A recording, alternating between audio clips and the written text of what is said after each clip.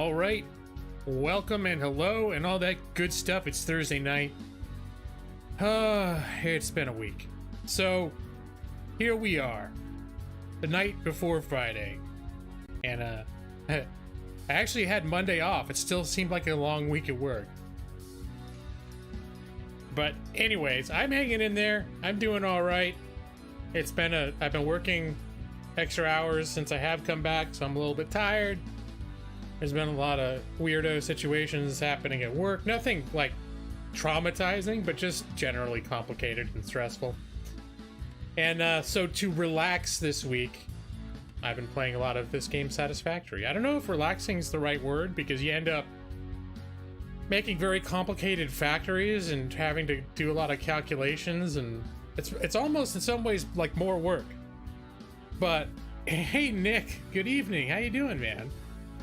I'm hoping nobody gets too bent out of shape that I'm not feeling up for XCOM tonight. I'm not up for the intensity of an XCOM battle. So instead, I thought I would play a little show and tell with Satisfactory, which I've been playing this week. I think it was kicked off by watching CPG play Factorio. And I actually played Factorio for a little bit, and then I thought about Satisfactory again, which I bought last year and played around with a little bit. This is like a 3D version of Factorio, except a lot different. It feels a lot different in some ways because there's a lot more emphasis on the world and exploration of the world. And it's not, I think Satisfactory is more fleshed out and there are more systems. But, oh, you don't know what Factorio is? Factorio is, it's like a top-down, it looks like a N64 era top-down game where you're a little dude that runs around and builds a factory. You start like mining, or I streamed it one night for I think I just did some show and tell, and it was like a year or two ago, where you mine ore and then you can build things with the ore in order to automatically mine more ore. And so you start off doing things by hand, and as you go forward, you keep advancing what you can build to automate, and you come up with all these really kind of complicated automated systems to produce all the things you need. And it's frequently the goal is to advance your technology. Oh, hey, Gun Kid. Hello. Happy Thursday, sir. How you doing? So you always want to advance your technology level so you can build new fancy schmancy things. And every time you want to advance your technology, you have to invest a certain amount of the most advanced parts that are available under the technology you have. So there's this constant cycle of like, oh, you know, if I, like in this game, you start off, you get a few you can make a factory, and you have these fuel burners that you throw leaves and wood into. And you're constantly throwing more leaves and wood, and then you get a technology where you can refine the leaves and wood into a more solid, like, biomass fuel. And so it lasts a lot longer. And then eventually you learn to research, like, coal usage. And so now you can have these mines automating the process of bringing out the coal. The coal gets fed automatically into machines. And then you don't have to constantly be feeding the machines, but you do have to keep watching, like, your power output capability versus your power usage. And I don't know. I've had a lot of fun. Nick, did you pick that up? I was wondering. I was assuming somebody would pick that up. I didn't know you were a Rush person that well enough to recognize the song. Yes, this is in fact. I didn't like the. Here, when I played the trailer, you can get an idea for the musical tastes of like how they present their games. That's fine for the trailer, but it's like, ooh, baby, dance, dance, dance, baby. It's like, okay, it's a G-Law. It's not, I don't know. It's just not, yeah. But when I played this, I was thinking about this game and the way this game plays, and I thought, what music jumps out at me? As, like, when I think about this game, and I thought about an instrumental version of Subdivisions came to my mind almost immediately. And so I got a clip and I put it against footage of the game in a video editor just to see if it if it synced up, and yeah, I did. It's like, yeah, I think it does. It fits. So now what I did find was some kids got together and did this. This is not Rush's original recording. This is a recording that was done by like 2 or 3 dudes reproducing it in their own way. So I think they did a pretty good job. And I might be able to maybe avoid the ire of whoever it is that owns Rush's music, since it's technically not their recording. It's so close, though, I would not be surprised at all if the algorithms picked it up. Industrial Revolution, the game. Okay. Oh, NSP did a cover of the song. So it's one of the few you're familiar with. Yeah, well, it's this thing about subdivisions and how everyone is like pumped out the same in these suburbs, but they have a whole sort of factory theme to the song, where it's like the mass production zone of basically people, but it has this sort of industrial mass producing, like a machine type rhythm to it that I thought was very reminiscent of how, you know, when you're looking at the assembly lines, miles of assembly lines moving along in this game, I thought, yeah, that would fit that music. So how you doing this week, guys? How you doing, Nick? How's your week been? I've been hanging in there. I don't know if you came in, if you heard me talking. It's been a stressful week. I did not feel up for XCOM. Just not. I was just too tired to deal with XCOM. Not that I still kind of am interested in it, but I felt a little bad, though, that I maybe got everybody hyped up for XCOM 2 last week. And you gotta remember, last week I took the week off for rest, recovery, and relaxation. And I was well rested and in high spirits with lots of time to kill when I sat down to stream my 4 or 5 hours, whatever it was, of XCOM last week. This week I was like, ugh. I made a big what's it called? Lasagna, a frozen lasagna after work. First off, I had to work late. Then I put in the lasagna and I was like, crap, this thing's got to cook for an hour. So I used that time to put together like the intro stuff for Satisfactory.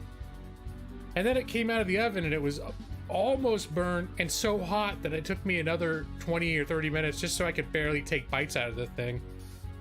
So it was touch and go. There was a little while where I was like, well, screw it, this is all just taking too long. I'm not going to stream, it's going to be too late. I'm going to be too hungry. Or if I eat, it's going to be too late. I got all grumpy. I'm a big fan of frozen lasagna. Another week in quarantine, gamed on Wednesday, pretty much did nothing else. Been playing Skyrim and tabletop sim intermittently. Yeah, this last weekend we ended up playing some stuff online. We bought that bundle that I told you about. Yeah, that was on Humble Bundle, tabletop play with your friends bundle. And I actually picked up a couple extra copies for our friends in San Diego because they wanted to play tabletop games online. So we got together with them. We had a little bit of actually I kept missing them. There were several like Zoom meetings, online meetings. My same friends, they've been hosting groups of like 6 people playing stuff like Jackbox. Some of whom I grew up with, and some of whom are, you know, they've met since then, and that's been fun. Not really into turn-based video games.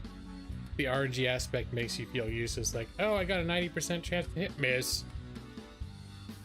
Yeah, to me, the verdict is still out. Like, when you miss one of those, it's really frustrating. But, you know, I'll keep going for shots that say 45% chance, and I'm like, well, that's a decent chance. And then I miss, and I'll be like, what? It's like, well, the chances are you were always more likely to miss than not. But even if it's like a 60%, it's still like, yeah, you're slightly more likely to hit than miss, but there's a really good chance you still may miss.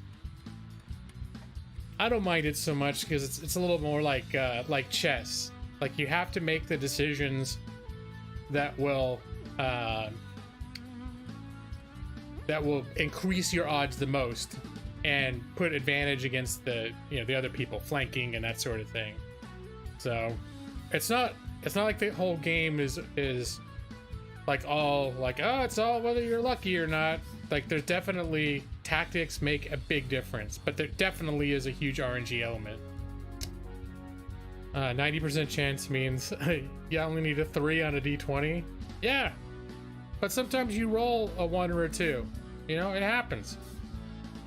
It does seem to happen more in XCOM than it does in the rest of the world.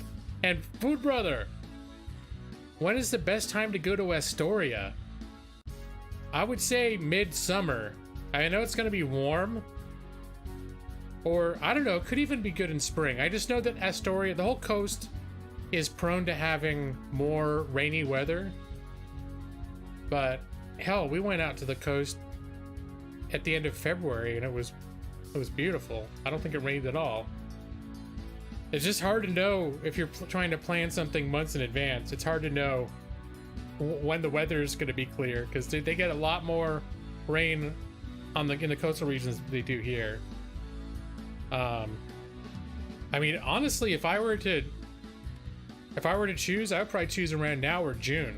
I like spring in Oregon. That's probably my favorite season because everything is so colorful and everything's blooming and bright but it's not hot.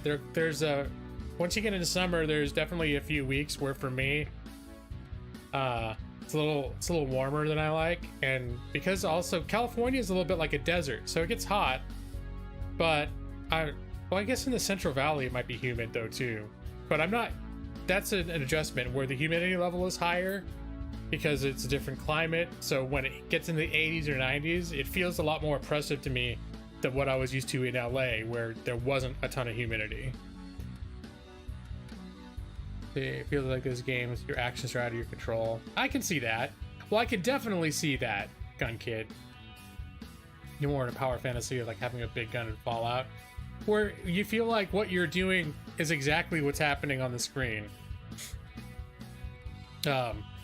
Unless you're playing Morrowind, where all of your hits are based on die rolls. So, but anyway, I'm gonna jump into this game. Let me know about audio balance. It's a pretty chill game for the most part, and I'm probably not gonna be like taking it super seriously. It's literally just something to be like, hey guys, this is what I've been playing. Isn't this neat? Type of thing. So this game is available at this point only on the Epic Store. I believe it retails for $29.99. It's an early access, but it's pretty.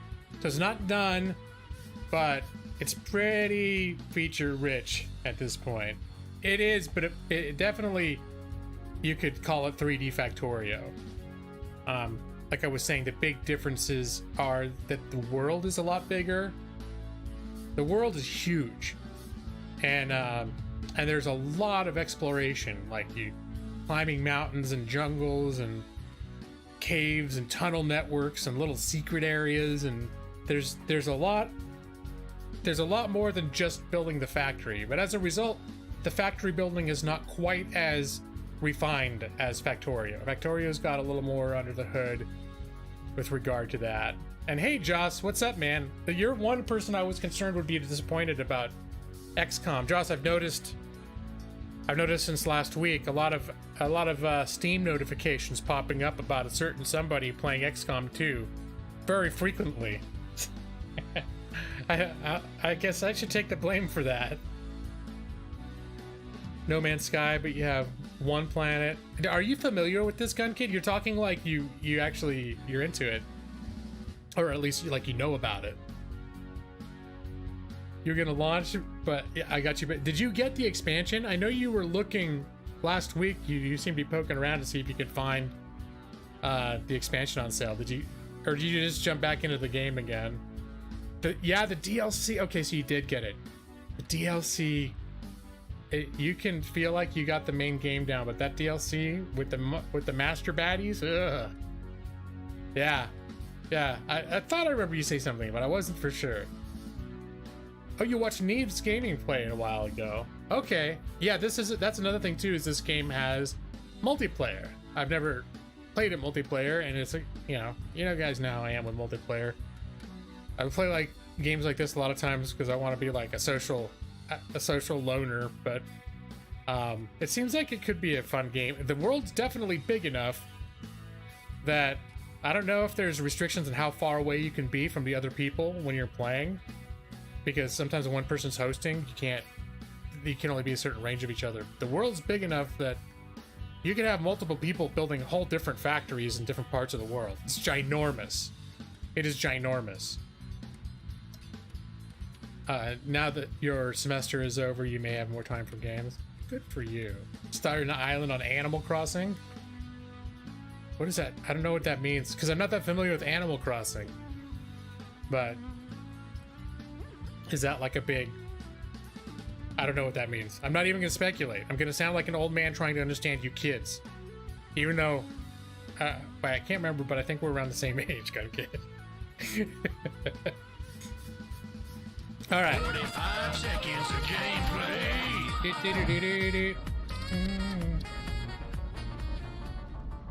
So, I'm gonna start a new game just so you can see how it starts. It's like starting a farm. Okay, I got you. Like in Stardew Valley. So there's a bunch of different starting zones. They each have their advantages and their disadvantages.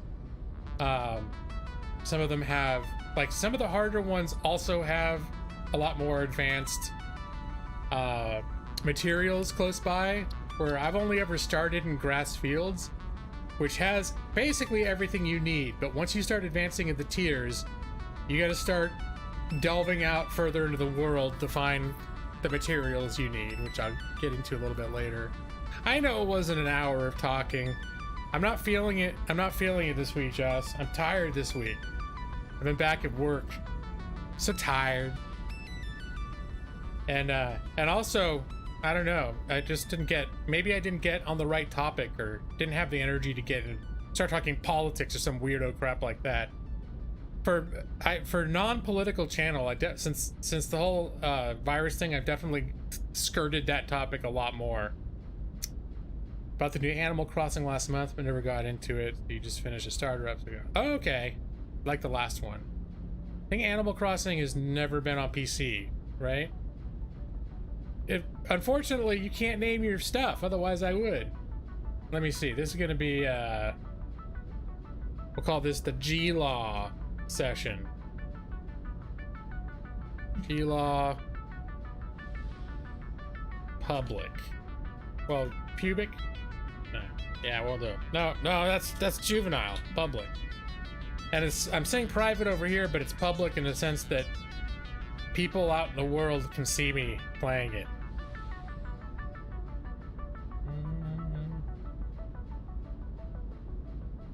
Oh, the Last World option looks pretty. They're all pretty breathtaking, to be honest, and if you're talking about this game. Helps that people don't start arguing when I do. Yeah, I get to steamroll my opinions. I don't know, is that it? All right. It's got I kind of like the intro. It's not like super scripted, but it's kind of, the game's got a little bit of personality. It's kind of neat. Once it loads, well, I'm curious to see how this operates under load, especially if later I'll probably show you the factory that I've actually been working on, which now that it's gotten completely out of control, there is a bit of jag and jank because there's just so much happening on the screen at once. So I'm curious to see if I load the game I've been playing, how that holds up while also streaming. All right, here we go.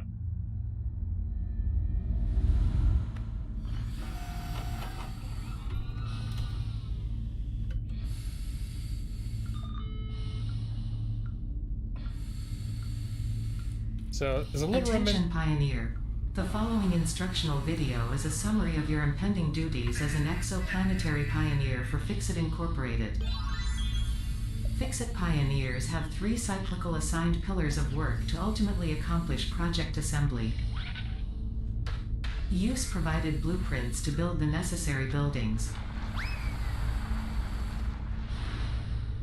Chart the planet and gather resources to provide desired results and improve your infrastructure. Make sure to report any unusual discoveries to R&D for analysis. Expand your factories, outposts, and pipelines through automation and augmentation. That's it. Get to work and be effective. Warning, planetfall imminent. Please remain seated during full procedure. Atmospheric entry in 5, 4, 3, 2, 1. Planetfall procedure initialized. It's a little reminiscent of like Subnautica begins in an escape pod, but this is an intentional descent. Like, you're sent here, this is your job.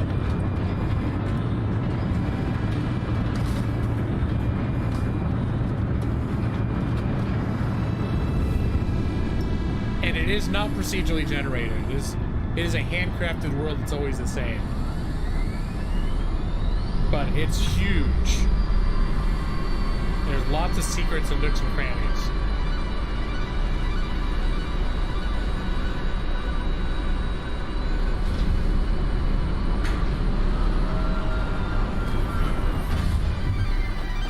Planetfall complete. Please ensure the integrity of your multi-purpose exploration suit is at 100%.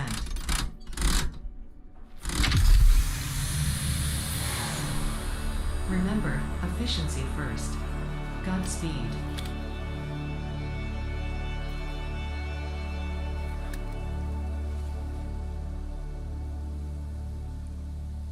So, I feel like the game makes a pretty good first impression.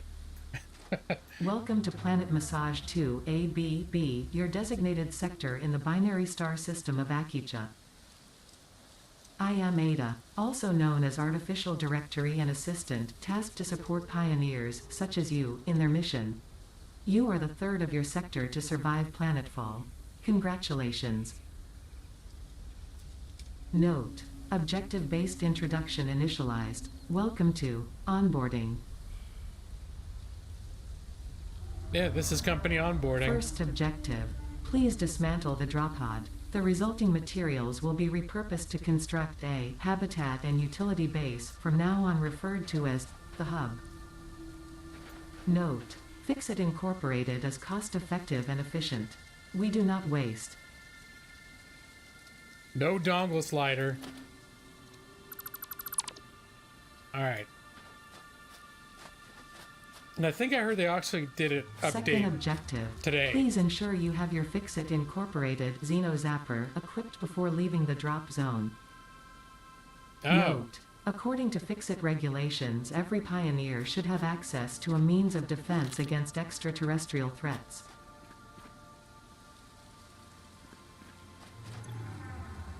This is one of multiple edibles we have detected in your vicinity, which are within approved nutritional and medical categories as established by R&D. A new research tree can now be accessed in the MAM.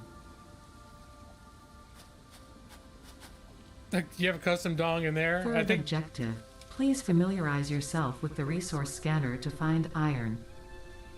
Note: the acquisition of iron is considered essential in preparation for all future objectives. Alright. Well, I thought with the dongle, with the dong slider, Nick, you're talking about Conan Exiles. So, nope, none of that. So you get, right now, you learn to be able to scan more stuff, but now you can only scan for iron. And it'll give you pings to let you know where they are. First one showed up over here, so I'm gonna head in this direction. There's some berries you can eat for, oh, there's those leaves. Pigment could be harvested from these flower petals and turned into dye. A new research tree can now be accessed in the MAM. Oh, these little guys. These little guys are I don't know how they work exactly. You're supposed to be able to entice them to be your friend. Hey, buddy. They're a little bashful. Hey, buddy. Whoops. Do I drop one?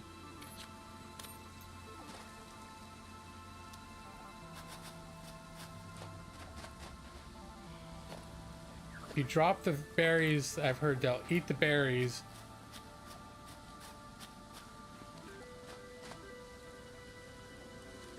Ah, pretty good, huh? And eventually they may follow you around like a pet. I've actually never done that. How was that? Oh, he's my buddy now. He found all this. Huh? Oh, that's my inventory. I guess he hasn't found anything. So apparently he can collect stuff for you, and sometimes he'll bring you little presents and stuff. The Crucified to me was a pretty strong suggestion that you were talking about Conan. Which I've streamed a few times. I got super into Conan a couple times. I've been really into Conan. Alright, I'll be curious to see how well this relationship lasts. Remember, where am I? I think I know where I am. I'm very familiar with this zone.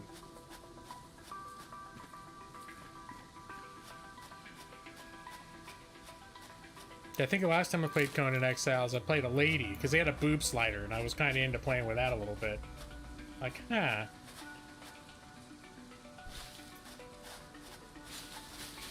I can see what I can do with this boob slider.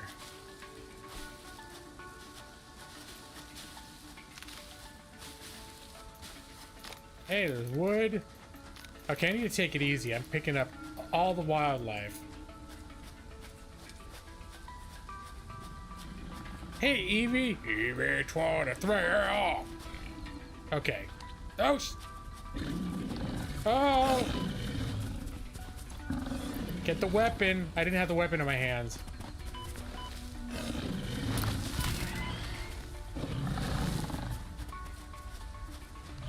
So there are some baddies. Oh!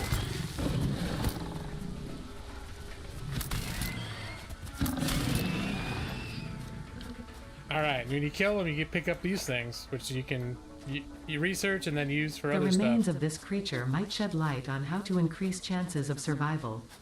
A new research tree can now be accessed in the MAM. You got anything, buddy? No? Okay. Oh yeah, the Yellow Lotus Post. Hey, Madros, I don't think I said hi. So all the bosses except the giant spider. Okay.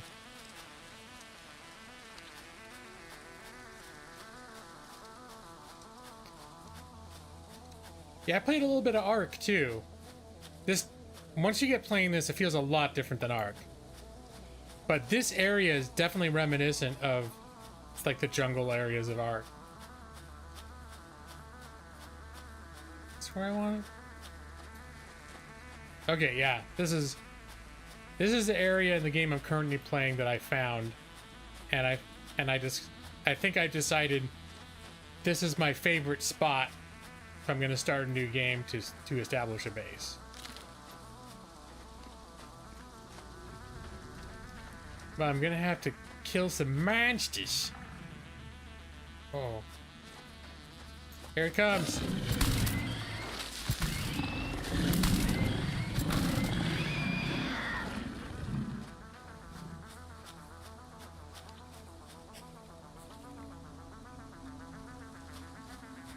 Yeah, it was, I met some other streamers that played Conan Exiles, but really all I ever ended up wanting to do is, like, I joined them a little bit, but I always just wanted to do my own thing. Not a very social, and then I went on a couple public servers just to try it out, and I don't know, I just don't think I'm into what the public servers bring on that, and in private, well, it's also the people I just didn't really know that well, and they were super, like, into being really good at the game and stuff. You know how I am. Like, okay, come on! Stupid dog monster! I have to eat some berries now.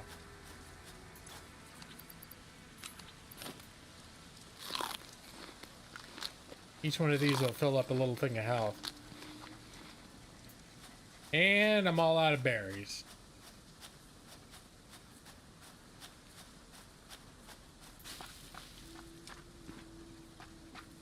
So let's see.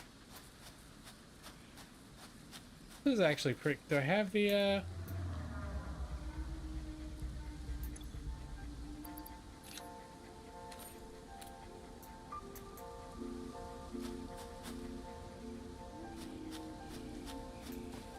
Let's get some iron. You gotta take off these. This is like a cap. Objective: build the hub. Note: to complete this objective, the resources salvaged from the drop pod will be consumed.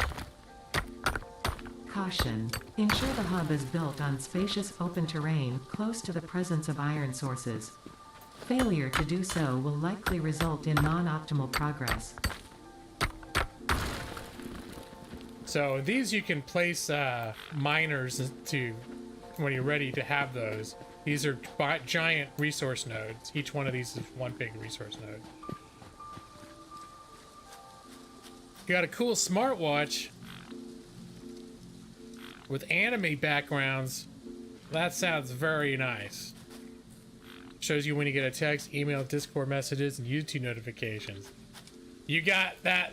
You look like you're in love with your new watch. You love it so much. No, that sounds really neat, Evie.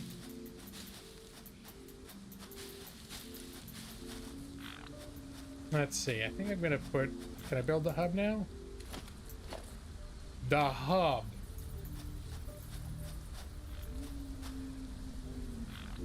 Forget which side is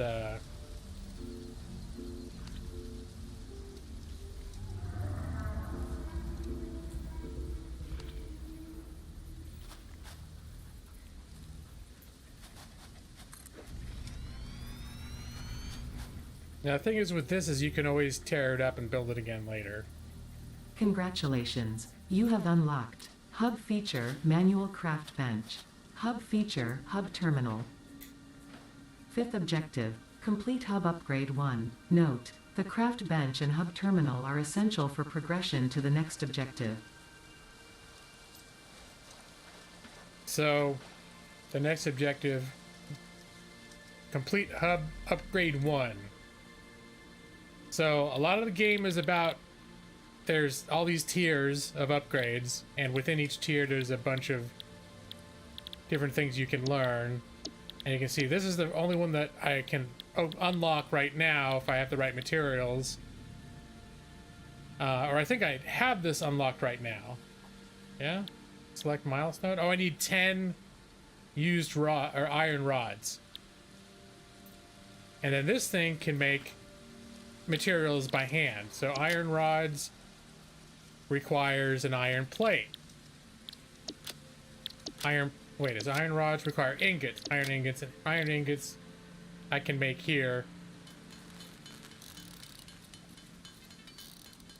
So you can make a lot of this stuff by hand.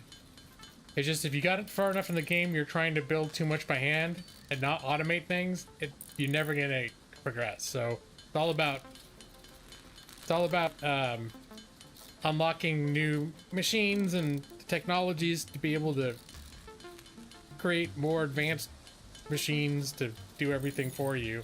But it's a lot of work building things to do everything for you, turns out.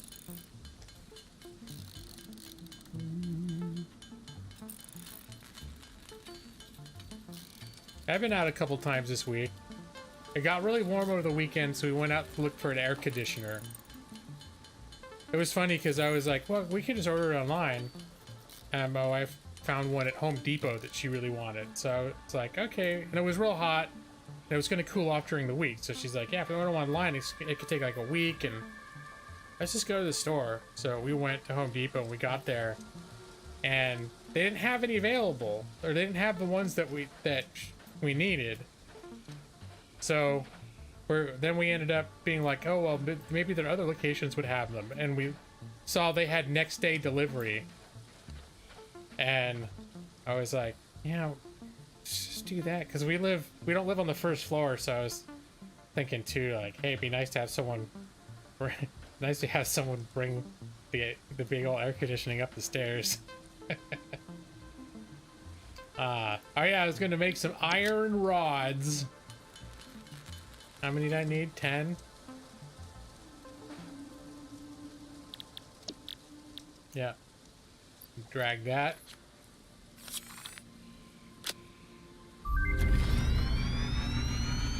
And now the hub upgrades. Every time you do that, it becomes more dramatic as it continues. Congratulations, you have unlocked Building Workshop, Equipment Portable Miner, Inventory Additional Slots, Hub Feature Personal Storage.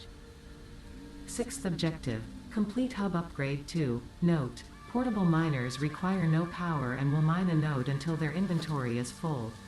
Note, multiple portable miners can be used on a single node.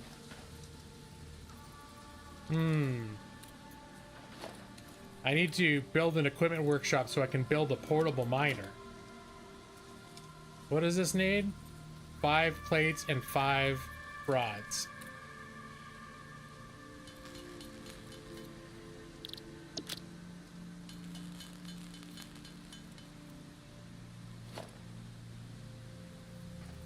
And I think I'll just put this right here so it'll be like the back room for my little hub here.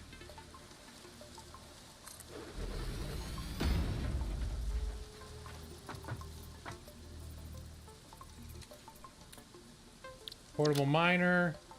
I just should make a few of these while I can. A few of these rods.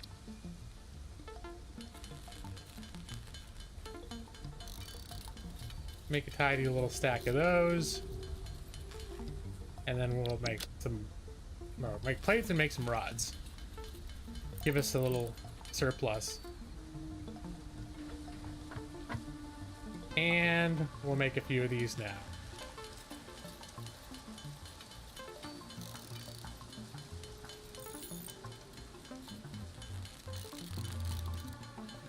I think that should do.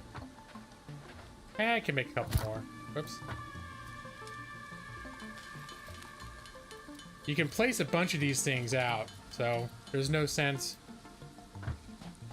being stingy.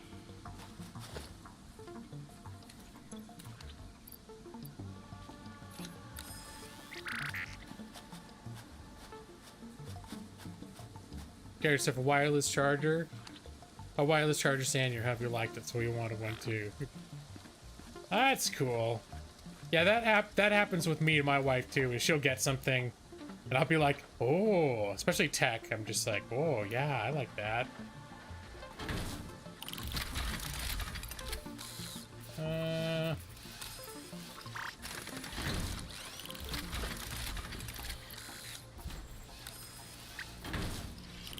I think I could just put a whole crap ton of them right on this one node.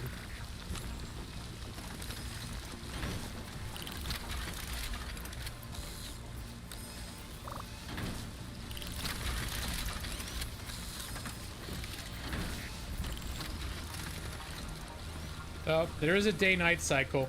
One of the only things that I don't like about this game is, and I'm assuming it'll be implemented at some point, is they don't have any real light sources at night. I mean, there's a few things that maybe will cause light, but for the most part, like when you have like a, you have a flashlight, but when you're building your base, there's no way to build lights. Like you have power cables attached to things that look like street lamps, but they don't project actual any in-game light. So at night it ends up getting a little, you can still see, but it doesn't, it's not as bright and cheery as I would like it to be. Yeah, where's that? Is my little dude still following me around? And my, I'm gonna get my weapon. Not for him, but I thought I saw another bad guy over here. I saw these guys, I've been playing for hours, and I recently read if you drop food for them, they... Hey, look, see, he found me some coal. Yeah, there we go. Now he's being bashful again, though. Yeah, that's fine. There he is. Hey, buddy! Lizard doggo. When you first see them, they kind of creep up on you like they're curious. and then if you get near them, they run away. But then I learned if you take some of your food and you drop it on the ground and back off, they'll eat the food and then decide you're their friend and follow you around, maybe for the rest of the game. I don't know. It's the first time tonight that I actually gave him the food and realized he could do it. Alright, so these have had an opportunity to build up some. They grab all, grab all, grab all, grab all. Alright, so I have like a ridiculous amount of ore now, at least in terms of how much you want to process by hand. Oh, I should probably put some of this stuff in here that I can't use yet. These nuts I can eat. I'm gonna hold on to those. Wood. Alright. What am I doing now? Portable miners. Oh, complete hub upgrade 2. That's the next objective. Upgrade 2. Oh, I just need a bunch of plates. And this will unlock a smelter, power. So now I can, this will allow me to turn the ore into ingots. And then I'll also be able to get copper. And be able to scan for copper. Yeah, this is like your, you work for a company that basically industrializes planets, like alien planets. So it starts off where you're in a drop pod in space, and there's this little seminar like pops up on a screen saying, you know, welcome to your first day at such and such core. Fix it, I think it's called. We're dropping you on the planet below, and take the production patterns that we give you to develop infrastructure and make use of the planet's natural resources. And so you end up dropping in the middle of all this, and it's just the tutorial lady gives you a little bit of direction and says, all right, scan for iron. You're gonna need to find iron, and make sure you have your weapon equipped before you go looking for it. And so it's got a kind of a gentle, like, here, do this now. So let me see. I'm going to make a bunch of ingots.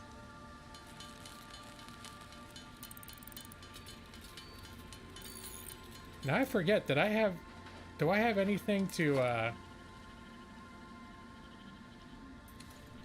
the next level of upgrade will let me build a smelter, but I don't think it gives me anything to in a power line. But is it? I don't see that it gives anything to be able to. How do you power the power line? Instructor. I must be forgetting something. Biomass burner is what I was thinking. This is the thing that you throw. Anyway, we'll see. I just can't remember right now because I'm a bit further in this game. Hey, what's up, Stone? Yeah, I need an iron. There we go. Having a very domestic adventure, and I like to iron, and I like to craft and cook. And hello, Keith. Caw, how you doing, Mr. Animal Lawyer? Now that you're all grown-ed up. How you doing, Keith? Happy Thursday. I'm gonna continue, I should have just... All I gotta do is hold this down. I should have been doing this while I was talking to you guys. It does get dark, though. Yeah. And there's moonlight, which actually does light up the environment. If you have a night that for some reason you can't see the moon from where you are, or I can't remember if there's weather to where the moon gets blocked. But it's a very pretty game, though. The world is very pretty. You end up scratching your head a lot as it gets more complicated, figuring out how to lay out your factory and configure everything. But the world itself is just like, wow. It's to me, it really, I don't know. I'm into it. Oh yeah, I'm still smelting. Smelting by hand. EV23 is the best EV on the internet, and arguably the best EV anywhere. Not that I know a lot of EVs, but I have yet to encounter an Eevee that's better than Eevee 23. I'll tell you that. And she also has scored a lot of points because she's been hanging out with me on my streams, on my weirdo streams for 5 years now. So points for that. My first regular viewer. You guys all know that? I know I've said it a million times. Eevee 23 was my first regular viewer. Back before I had regular viewers. I had a few people trickle in and out, but she was the first one that came back more than once.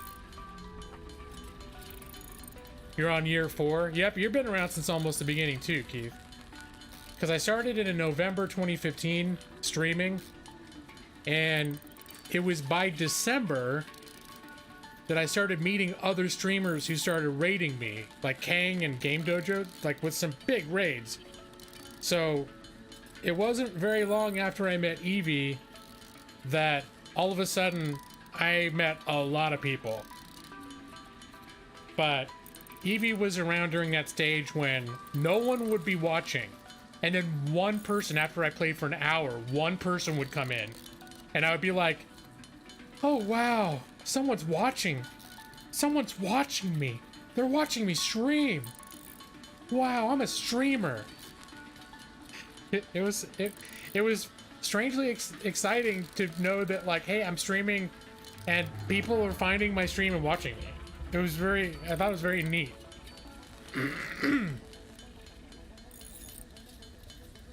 Hey, Madros is lurking. I have a time traveler for a wife? Your future wife? Yeah, I'm sorry, Joss. Eevee gets the title of first. Now, Foodareer gets the title of, like, the first viewer of my channel.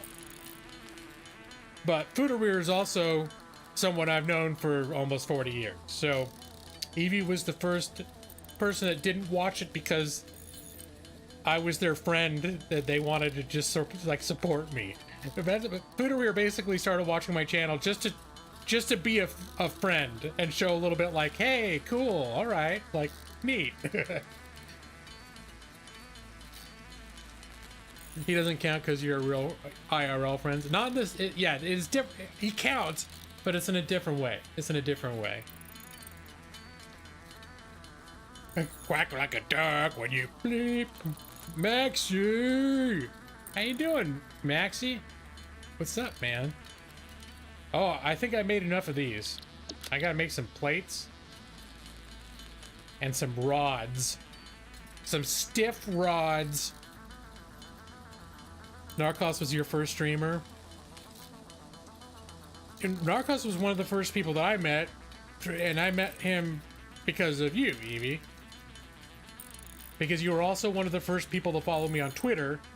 And I followed you back, and when I looked at your page, the first thing I saw was, like, stuff about Narcos. And so I was like, oh, I'll check him out. And then I went to his stream and immediately liked Narcos. Like, I was in his stream for no more than 5 seconds before I was like, okay, I like this guy. I like. And the first time I chatted, or I typed in his stream too, he acknowledged me, and he was super cool. So, but yeah, the first streamers that I really interacted with before that was, because I met Kang and Game Dojo very early on, because I randomly was like, oh, I should probably, oh shit, did I use all my, oh well, it doesn't matter. I was like, did I use all my ingots? And yes, I did, but I can make more. You'd ban Dojo in a heartbeat. I know you got history with Dojo. There's a lot of people who, like you, Maxie, you were a big Dojo proponent, but things changed once he got bigger. And I think a lot of the people that were his friends early on were sort of turned off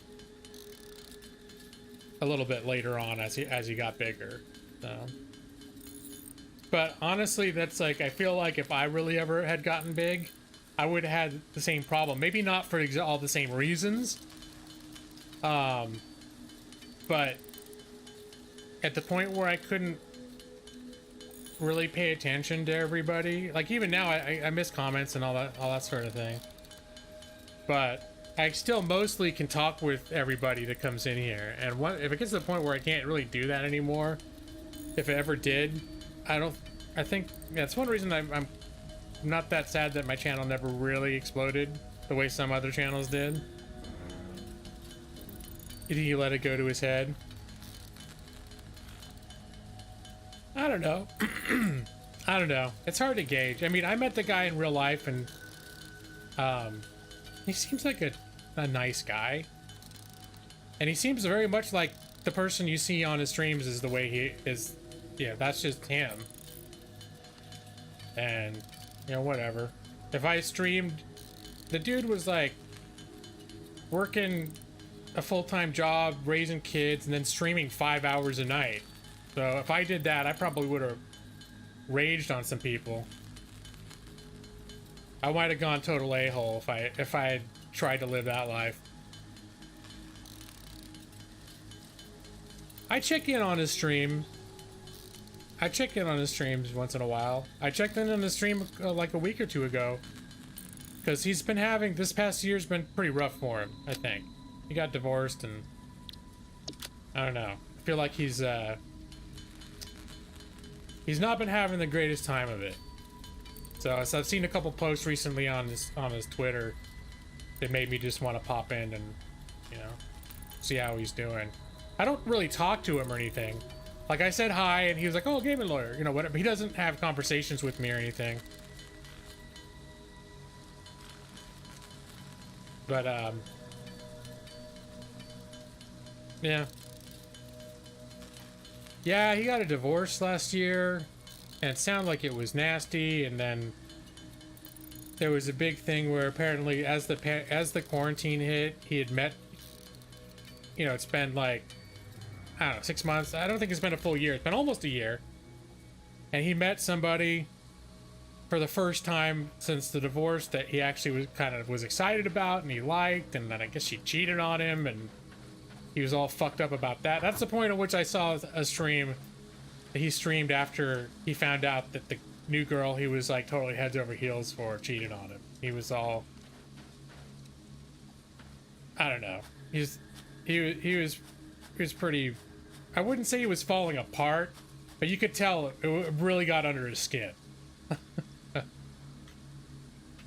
So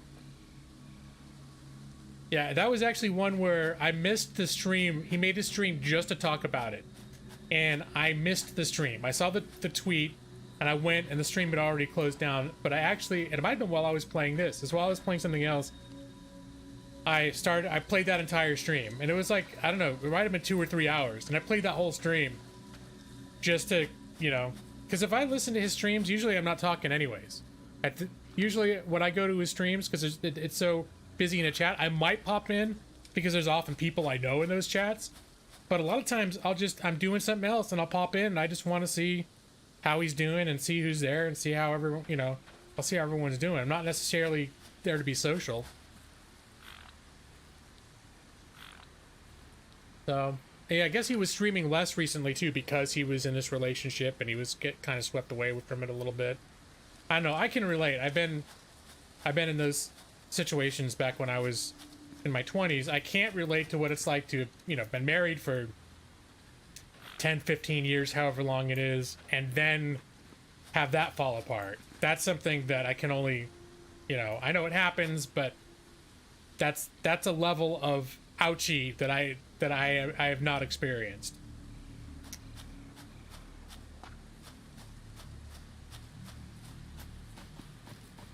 Yeah.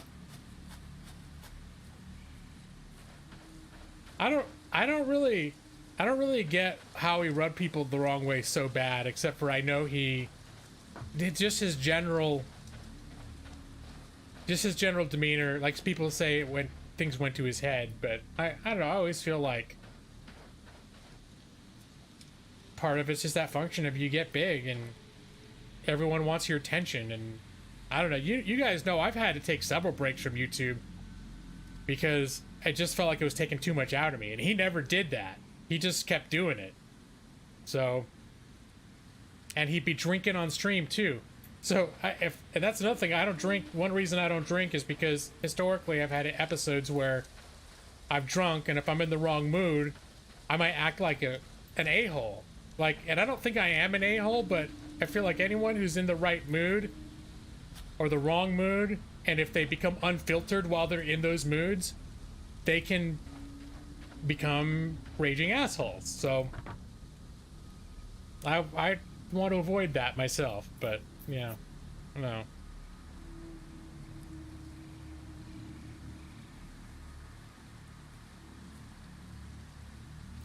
Drunk brings id to the surface. Hey, what's up, Chris? How you doing, man? Chris Cunningham.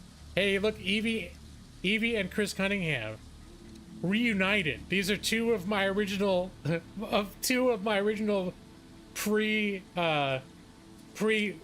internet fame viewers. Not that, I mean, now I think most of my streams have about 40 to 50 views, so it's not it's not exactly like I'm drowning in fame. But Chris Cunningham is like one of the first people. Chris Cunningham, you were watching me before I even started streaming. I think you might have been my first repeat viewer that kept watching my stuff before I was even a streamer, when I was doing my Alien Isolation series. So we have all sorts of historic visitors this evening. We've got Evie, who was my first repeat stream viewer, and we have Chris Cunningham, who was my first, to my knowledge, repeat just content viewer on my channel. And I can't remember if I found you first or if you found me, because I know at that time when I was streaming, or when I was recording Alien Isolation, I was also looking around at like other people's Alien Isolations, who were, you know, people who were playing those games. I was looking into other small channels too, but I wanted to make friends with other small channels. So although Chris, you had the 4,000 subs at that point, so you weren't exactly a small channel. What happened? You claim best viewers for you and Nick. So just overall, everyone has all these special categories, but you guys get the general award for all around best, like best picture. It's like, okay, Evie's best director, Chris Cunningham is best supporting role, and but Nick and Joss best picture.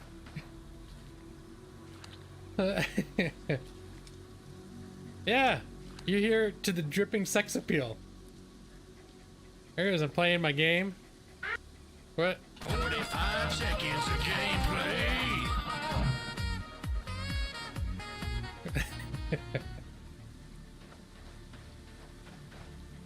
So, well, I'd say, Joss, between you and Nick, you're some of my most regular, you're my most constant viewers. I know your life had you away from, for legitimate reasons, away from streams for a while, but when you're not being deployed in someplace far, far away where you don't have internet, you're basically here every stream from almost the beginning to almost the end. So you and Nick are a couple of the people that are consistently, might be the most, or at least that participate in chat. Like people like Madros are always here. Gun Kid has been. Now, Gun Kid, you weren't always someone that spent a lot of time here, but it seems like you've clicked in. I've known you for a long time. I mean, it's not like I haven't known you, but you've suddenly become like just a beginning to end regular here as well for the last several months. Madros, I feel like, is almost always here, but lurking. And I'm still... James Baker, you out there? And James Baker was someone that was a serial lurker who he would not participate in chat sometimes for weeks. But if at any point I was like, James Baker, are you here? James Baker would suddenly be like, yeah, I'm playing this game, or I'm doing something else. Like, all right.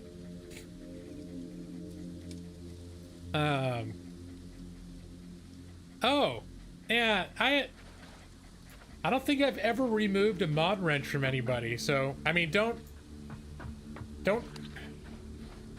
take it to mean anything too spectacularly special. I also don't give many I haven't given out new mod wrenches in like 3 years either. So, I've kept it pretty. I've kept things. It's like a snapshot of whoever was a mod in 2017. Those are the same mods and only the same mods. But in different channels, like that's something I saw on Game Dojo and certain other channels, where being mod, as they got more famous, became more of like a status symbol. And so they had to start making rules about like, okay, you can only be eligible for mod if you're, if you're a sponsor or if you're this. And there were certain criteria, so people that didn't meet that criteria, who weren't like regulars or whatever else, they would be demodded. And I don't feel like my channel has ever had a necessity for that kind of like, I've got to make rules about the mods now, and it's time to clean house and get rid of some of the old mods and that sort of thing. I was a mod. I don't know if I was ever a mod in Kangs. I might have been. I very well could have been. I know I was a mod in dojos for a long time, and I was a mod well after he started making rules that I was no longer eligible for, and I would go into his chats from time to time and say hi, and I remember all the kids who wanted mod would start bitching their heads off. Hey, he's not a sponsor. How come he's got a mod? Hey, like they'd all start giving him shit. So when at a certain point I came back and my mod wrench was gone, I was like, all right, that's fair. But part of me was still like, hey, he took my wrench away. And like 12 people just telling him in a Discord to call, let's see, to mod you in chat. Yeah, he modded me early on. He modded me in like December 2015. It was basically because that was still a point at which I spent a lot of time in other people's streams. Both because I was getting to know the community, I was also learning a lot. I feel like I modeled a lot of what I did with my channel after Game Dojo. Not that I modeled my streams after his, like I wasn't trying to copy him, but there was a lot of the way that he did his stream that I looked at and thought, I want to use him as an example for certain aspects of how the kind of stream that I want to run and the kind of things that I want to do in my streams. So all like the little graphics and stuff that I have were little animations that I've made were somewhat like would be partially inspired by the kinds of things that I would see Game Dojo doing in his streams.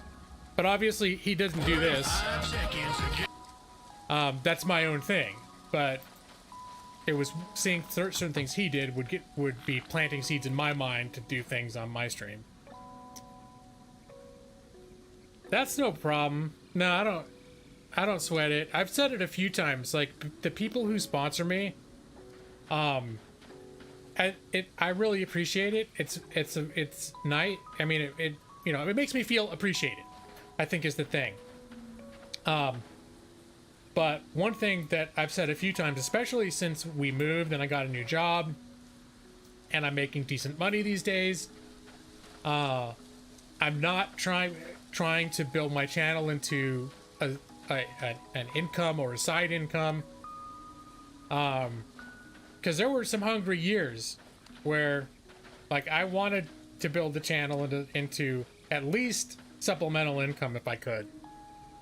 But I never wanted to make my channel like, hey everybody, give me the money, blah blah blah. Like I didn't want to be like that, where I was just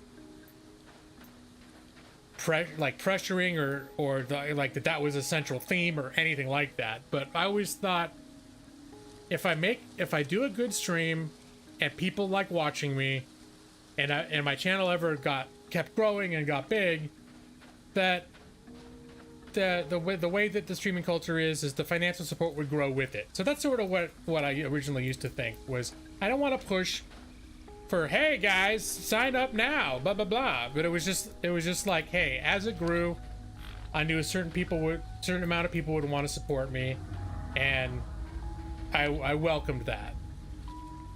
Let's see. Tried to convince us to unsponsor once. You keep trying to convince us, and I'll sponsor even harder. Well, I did. Yeah, that was just a few weeks ago, right? Where I said there are times when I look at what I do, the streaming thing, and I go, what a weird thing. It's like I almost don't get it. It's like I play a game. I broadcast it to the internet with a microphone while I'm playing it. Like a bunch of people come like clockwork and watch me do it, and some of them even give me money. But these are people that I consider my friends, and then I'm like, why do my friends have to give me money? Like, but especially because I know that, well, I don't know, maybe there's some secret millionaires in here, but I'm very aware of many of your situations that you're not rolling in dough. So, yeah, there was a point at which I was like, yeah, definitely if you're at all in a place where it's money is, you're worried about how you're going to pay rent or anything like that, and you're like, but man, I don't want to unsponsor because G-Law's he's gonna be mad at me. Like Evie, I know you've donated once in a while, but I don't think you've ever been a sponsor, and you've never donated regularly. And you're one of my favorite people on here. So I try to make sure that people are aware of that. Like, there are people that come in here that I consider like some of my best friends on the platform, who I don't get money from them, and it's just not what it's about. Like, you don't need to feel like, oh shit, if I don't give him money, he's gonna think I don't like him or something like that. You're providing entertainment and using your time to do so. Only right for those benefiting to pay a bit back for it. So, and that's another thing I was talking about that is weird, that a few weeks ago is, and maybe most of you are already here for this, but have you sponsor for the tax write-off, Maxie? Can you write these off as donations? I guess you could, huh? I didn't even think about that. Oh yeah, that I do look at it like I mostly do it now because I'm hanging out with my friends, and that's why I keep doing it. I'm not doing it because I'm like, oh, I think I'm just about to hit that right formula, then my channel's gonna get huge, and I'm gonna be famous, and it's like, it's just not remotely about that. The only reason I keep doing it is because I've made friends here who when I don't see you guys, I miss you guys. So I keep doing it because, and then I'll think like, out of a sense of loyalty too, especially like we're in rough times right now. And it's for some people, it's distressing. It might be kind of scary. And I'm like, hey, just, even if I'm tired or whatever else, if I can still show up at least once a week and just be here, be a presence, that could probably mean some things to some people. But the other thing that I was talking about too is, I've got all this, every time I start a new game, it's like, I come up with this like special like background video for it, and I'll come up with like a special trailer screen to introduce it. And, in some games, I become, even more like, hey, I'm putting on a show, guys. Which is definitely different than just, I'm just hanging out. Like I do put some work into this in a way that's weird. Like, okay, it's like I am producing a little bit, like I'm still producing a stream for entertainment value. But these days are rough late. Yeah, Evie. And I know you're someone that's been working in the public, and that's got to be scary too. So, it's been definitely a time, a weird time, and it's nice to be able to check in and know, you know, so you guys know, hey, I'm good, I'm okay, still doing my thing, plugging along, and I see you guys good. Okay, you guys plugging along. Challenge of justice! It's Nick has become a law hawk. Ah, thank you, it's Nick. I appreciate that. If you come to watch me walk back and forth on this platform over and over again for an hour, because that seems to be my specialty. Great gameplay. 45 seconds of gameplay. Not even 45 seconds, unless you count walking back and forth on this platform. That's the dungeon master in you. You put effort in to make something to entertain you. You know what, Nick? I hadn't thought of that, but it's the same. There is some of that same impulse of when I haven't dungeon mastered for a long time, but I still, like, I've thought about dungeon mastering, and last year I started putting stuff together. And when I think about ideas in Dungeons and Dragons, it's the same for when I think about ideas for my stream sometimes, where I'm like, oh, this will be neat. What will this look like? Oh, that looks cool. I like that. And they're gonna, you know. And I don't think anyone comes here because they're like, oh shit, I can't wait to see what game and lawyer's gonna play next and what kind of cool intro screen he's gonna have. I don't think anyone that's any kind of motivation where they're like, oh man, I'm just there for those background videos on his welcome screen. Although I think there's some people that legit like the fact that I'll spend an hour on the welcome screen, but that's for different reasons. I hit a rock 45. Yeah, it probably has, actually, no joke, it's probably been 45 minutes since I hit a rock. You don't mind the walking? Yeah, the cute alien.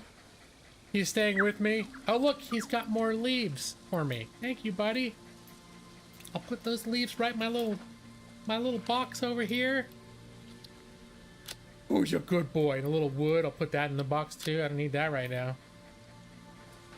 I did fall off the platform at one point in the middle, and then for a while the big challenge was like, well crap, how do I get back out? And then I was like, oh yeah, I can duck. That's, wait, no, I'm stuck again. Wait, how the hell did I get out of here? I jump? Okay, that's that's right, G-Law. Elite gaming skills. So what can I make? The craft. I think I've got the materials to upgrade to the next hub level.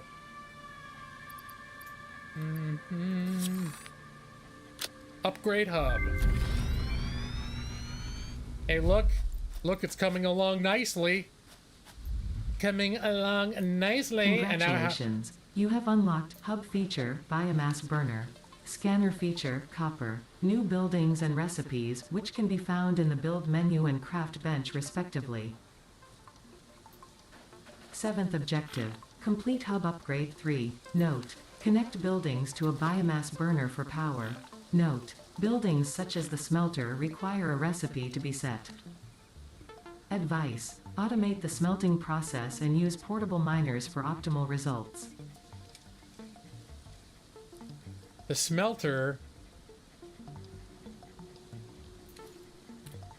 All right, now, but see, now I've got a little room in here, and as I develop it more, like a little like desk and workstation pops up here, a little bathroom or like a bunk bed will show up. Becomes my cozy little home away from home, right, buddy? Right, doggo? You come up with cool backgrounds for NPCs that your players ignore, but they'll love the character that I put no effort into because they liked his name. Yeah, that's gotta be a trick of just not knowing what they're going to appreciate. Although sometimes people may appreciate that stuff on a background level.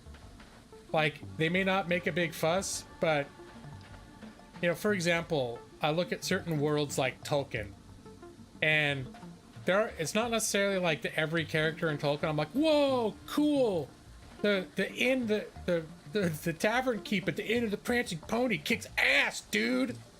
But it's like, but you do start when you get a sense that a world has been layered, and that if you do scratch beneath the surface of some rando, that there's something underneath it to be seen. That can go a long way towards, you know, people's appreciation for the overall world you're creating. All right, so let's see. Gain resources, build things such as smelter, biomass burners. I don't have biomass burners yet, right? Isn't that the problem? I nevertheless need copper. All right. He's like a little dog. His little lolling tongue. Hey, buddy. Yeah, cutie. You're a little cutie potato. Let's see. Let's make a few of these. 2, 3, 4. And I happen to know where there's some copper. But I'll pretend like I don't. Like, hey, where's the copper at? I'm just gonna start going there. There it is. Oh, look! There's copper up there. I'm gonna have to kill a couple monsters on the way there, though. I know I can see one of those big old wolf monsters up ahead. You can walk up that little ramp there. But it's being guarded by this Balrog.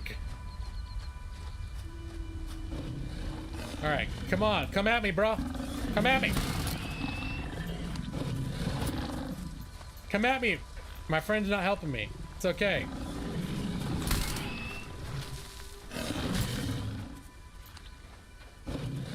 Go.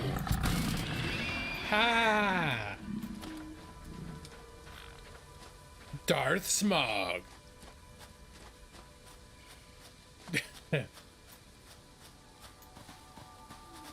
I should probably be gathering leaves as I'm walking by them. You end up, once I get those fuel burners, I end up using a lot of leaves.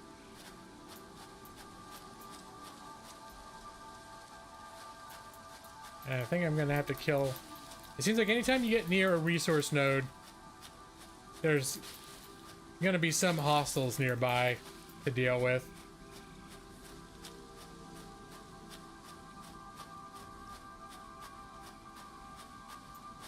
Come on, there he is.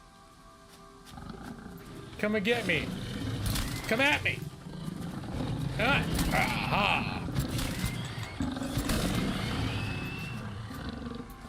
Yeah. Better think twice about that.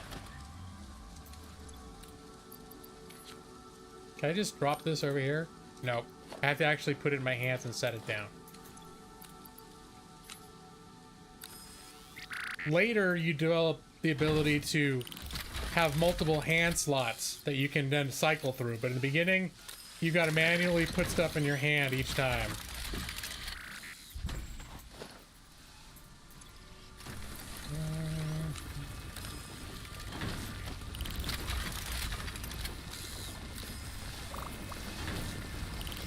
Alright, we'll give this a minute to, actually I can kill this thing. Yeah, Maxie, I started the game, I started this playthrough tonight. Now, I do have the playthrough that I've been playing. After I built a couple of actual things, which you haven't really seen me build that much, I'm probably gonna spend a little bit of time in the actual game I've been playing so you can see how ridiculous and out of control it gets after you've been playing it and most of your spare time for a week.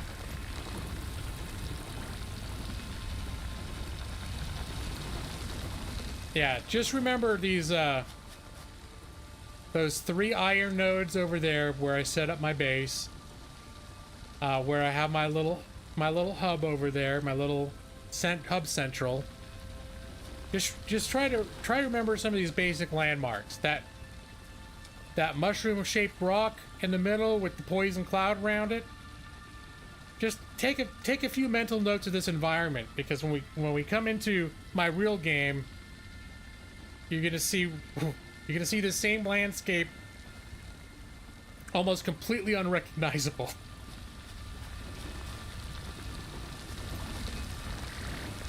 All right, I think this is good enough. For starters, yes, for starters. Oh, I keep forgetting to grab the leaves. If I'm gonna be running right in front of the leaves, I should be grabbing them.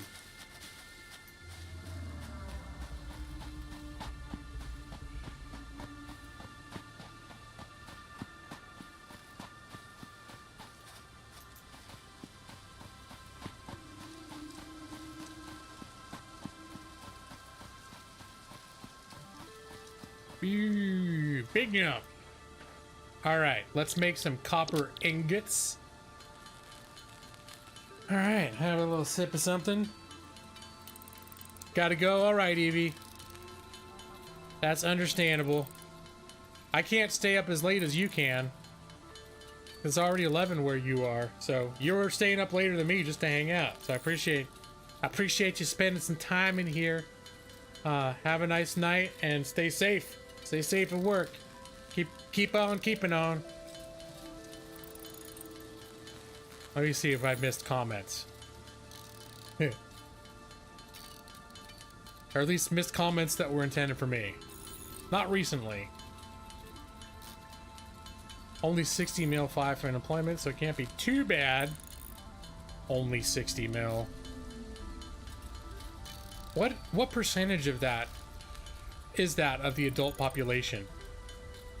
Is that like a quarter of the adult population? It's a lot of people. I didn't know it was that high. Anyway, not that I want to get into politics too much. I'm just here to make my ingots. My copper ingots. Oh yeah, I think I read that, or I saw that they did an update just today since the last time I played, so I'm assuming that was in reference to the United States population.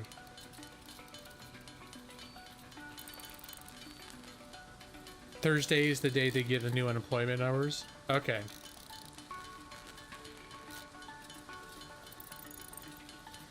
Yeah, that's enough smelting for now.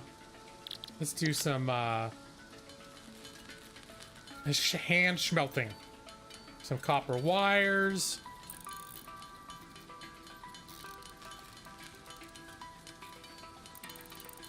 Maybe get 100 of those, and then we'll do a bunch of cables.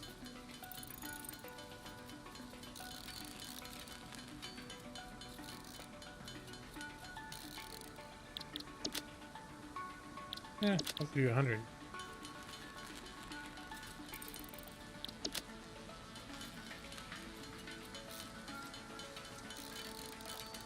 Brad Pritchard. How you doing? Ladies and gentlemen, internet celebrity Brad Pritchard. He's here now. He's here for a limited engagement. Brad Pritchard. How you doing, Brad? I'm doing my next hub upgrade. Exciting times. Wait. Where's my, where, I have a, didn't I make the spools of wire?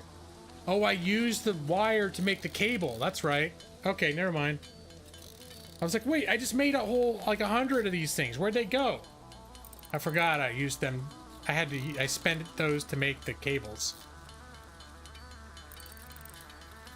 I see you've been putting out content, Brad. I've been a bad social person because I actually have been in a couple of your videos you put out recently. I just haven't left any comments. I've just been like, I've had them on while I was doing other things. But I check out, see how Brad's doing. I don't get to see Brad that much. What I really miss, and I know you have reasons like your VPN why you can't do it, is when you'd have those crazy early morning streams. Content. Yeah, look at this. Let's see if my Congratulations. You have unlocked Scanner Feature Limestone. New buildings and recipes, which can be found in the Build menu and Craft bench respectively. Let's 8th see. objective. Complete hub upgrade 4. Note. Use power poles to expand the power network for optimal results. So now I can make power poles, power lines, but I still can't. Okay, I'm just gonna do this. I'm gonna put down. Can I make a smelter? Right?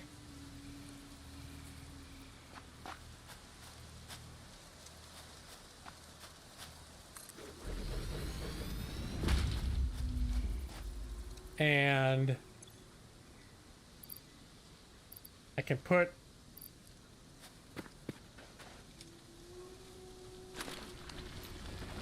some iron in the smelter and have it produce iron.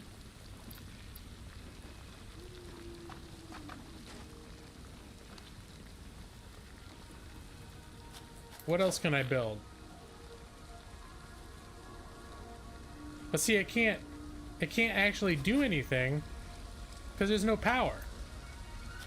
So why are they giving me all these like power poles and stuff? Well, whatever.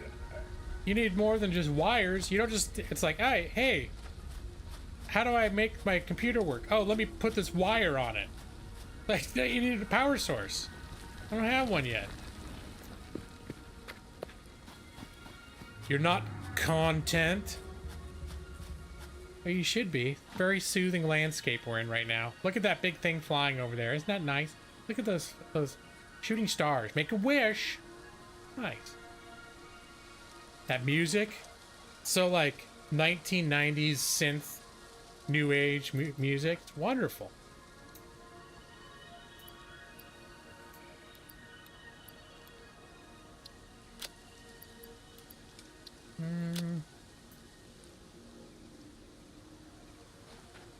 Just plug it into itself. There you go. Let's see, what do I need to go to the next hub upgrade? I need concrete. Well, here, let's do this.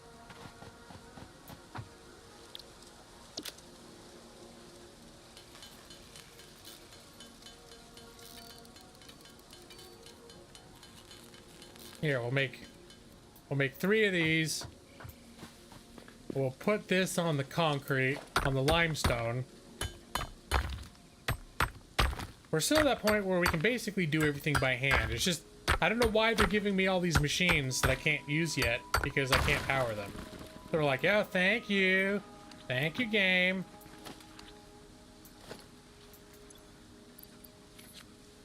So helpful.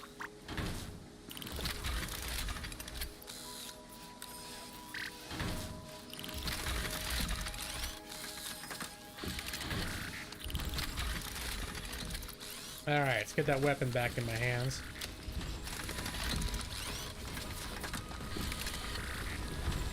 Alright.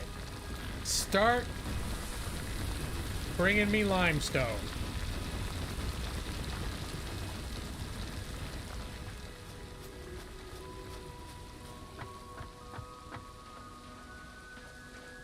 Yep, no power, huh?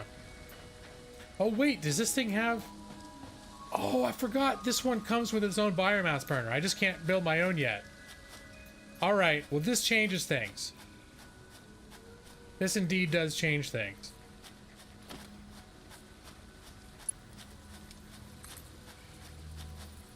Let's see, what do I need? Oh, I need concrete. Alright, well, fine, I can do that.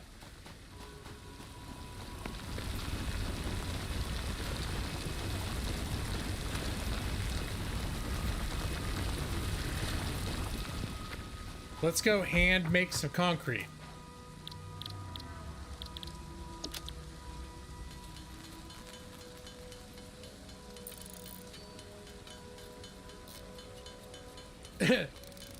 Governments hate him. Find out how this man solved the world power crisis.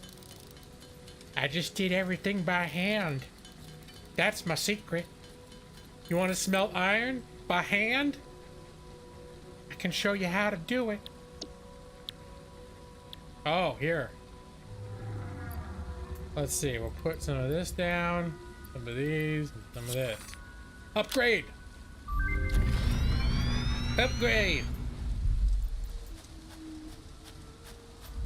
Congratulations, you have unlocked building, conveyor belts and poles. Inventory, additional slots. Oh, sweet. Ninth objective, complete hub upgrade 5. Note, portable miners cannot be connected to conveyor belts. Advice, when planning the construction of buildings, note the placement of conveyor belts. So now, this is, I was telling you, my place is getting fancy. I got a computer. Apparently, I'm looking at a picture of a moose. It's great. I love it. There's my bed. Got lockers, little kitchen area. I can't. This is decorative. I can't really do anything with them, but for role-playing purposes, you know, I'm gonna spend a little time in here. Apparently, this is what gets me off. And yeah, nice. It's the only place at nighttime that's not dark. You know what? There are some similar feelings to Subnautica, and I was mentioning that when it begins too, because you start in a pod coming down from space. But in this case, it's not an escape pod like Subnautica. It's like this is your job, is to come down here and cultivate this planet from scratch. And hello, Ron Swanson's Cheeseburger. You may have a Big Mac. Of course you can. So, don't listen to Stone. Stone's just being difficult. You can have a Whopper too. It's all up to you. You are the man with cheeseburger right in your name. So you can have it your way.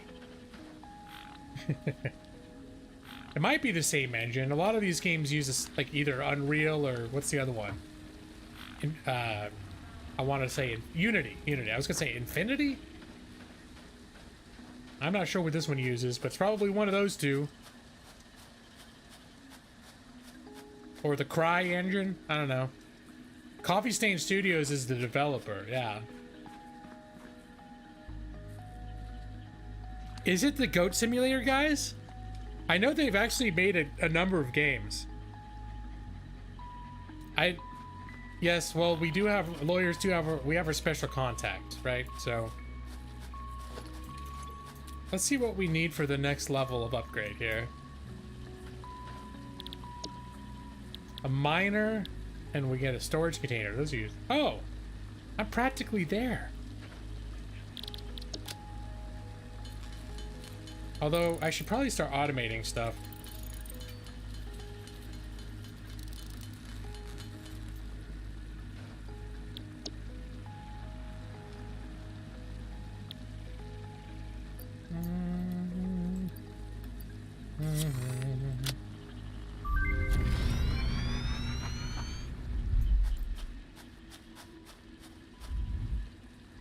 Congratulations, you have unlocked Building, Miner Mark 1. Building, Storage Container. Hub feature, additional biomass burner. 10th objective, complete hub upgrade 6. Note, there are no notes. Note, to ensure full mastery of skills and equipment, I have been asked to not interfere with this last objective. Good luck. Wait, what's the last objective? Oh, hub upgrade 6. It's basically, I just need a bunch of stuff that I can already make. So let's see here. Let's, production, logistics, organization, storage container, good. Production.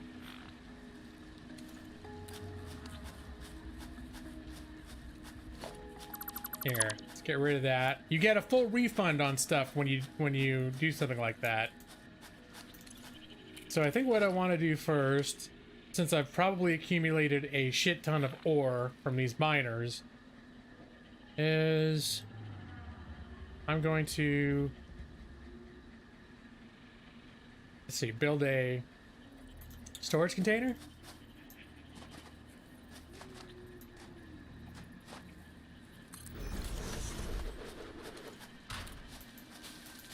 Yeah, we're still going to start building in this direction, so I should probably clear out some of the bushes.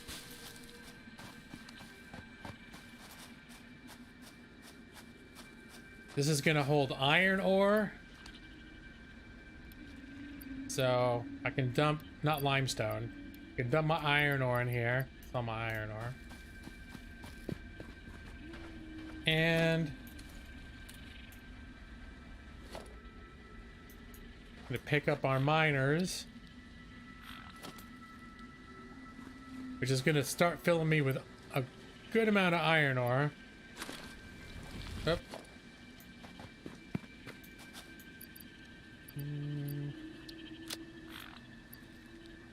Iron, iron, iron.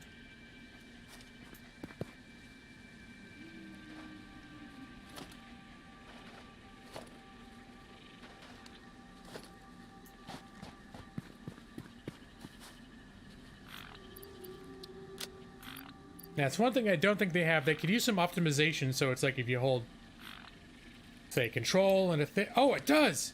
I hadn't figured that out till right now. If you hold shift, it'll move the whole stack. If you hold control, it'll move all of the same type.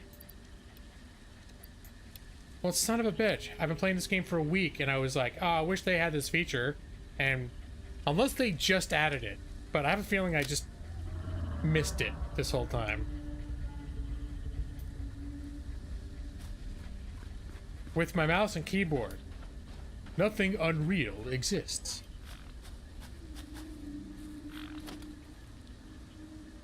Let's see, let's get a, what do I need? I need some concrete. Grab some concrete.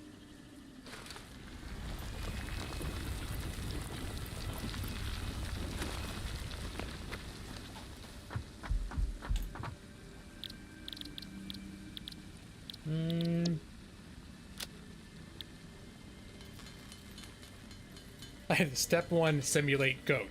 Step 2, simulate world.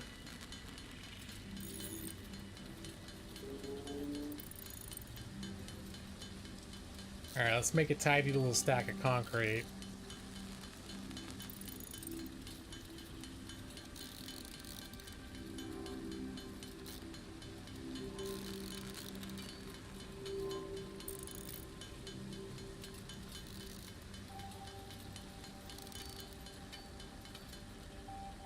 Alright, there's all my stone. And I got 2 of these things now. So I can start throwing my leaves in there. And my wood. Can I put my wood? I'll try putting wood in one. See if it'll let me. I can't remember if I can use wood yet. Yeah, I can.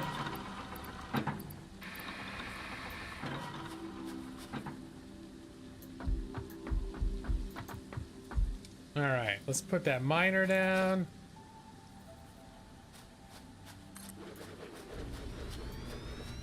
Put a belt that'll lead whatever comes out of that into here. And we'll put a smelter over here. Line that up. We'll put a constructor over here. Oh, I need cables. Well, actually, what I can do is, at this early stage in the game, I'm gonna have a lot of storage containers. I don't have a lot of stuff.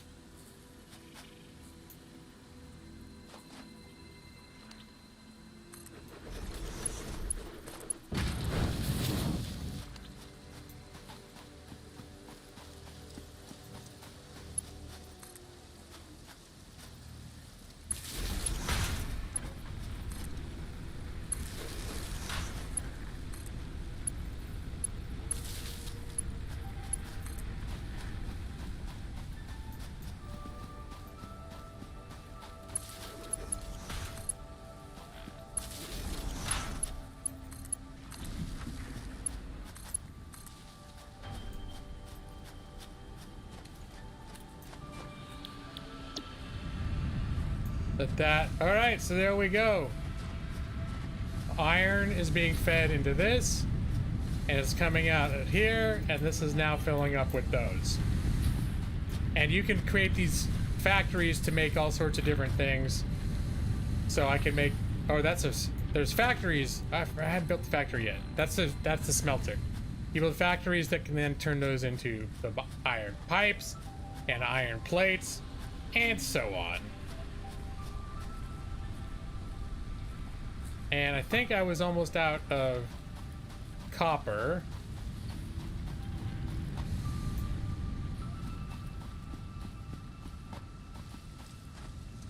Which I think we'll put... We're gonna have to rearrange a lot later if we kept building this base. I'm almost out of stuff. So now I've got to manually grab some copper and come back down. So I think I've used... I do have some of that, but oh, I've got a bunch of copper. Never mind. I just haven't refined it yet.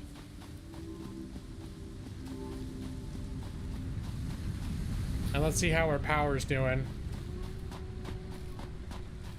Oh, are we already running out? No. 47, 46. So every time this goes down, we lose another one. Leaves go faster. So you can see roughly the rate at which this stuff is being consumed. So I've only got a couple machines running. This will last for a good little while at this point. Yeah.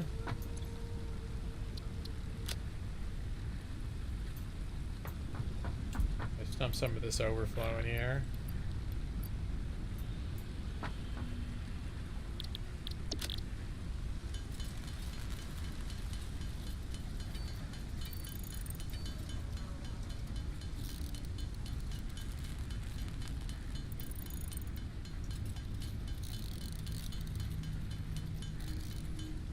Well, actually, it's like 9:20. It's probably a good time to, you got the very basic idea of how the progression in this game works. I might jump into my current game so you can see what this leads to eventually. And I would still consider my current game to be what they would probably consider mid-game, like by no means an advanced stage, but very advanced compared to where we are right now. Let's see, I'll go ahead and save this though. I don't know if we'll ever come back to this, but... G-Law Public. Yay! Alright, let's go to the main menu.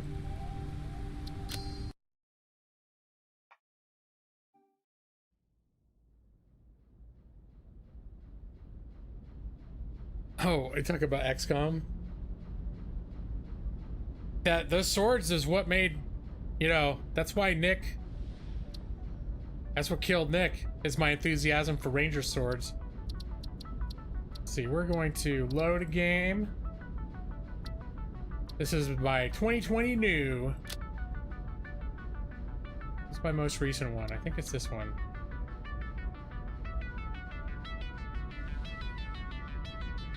Or 50. Alright.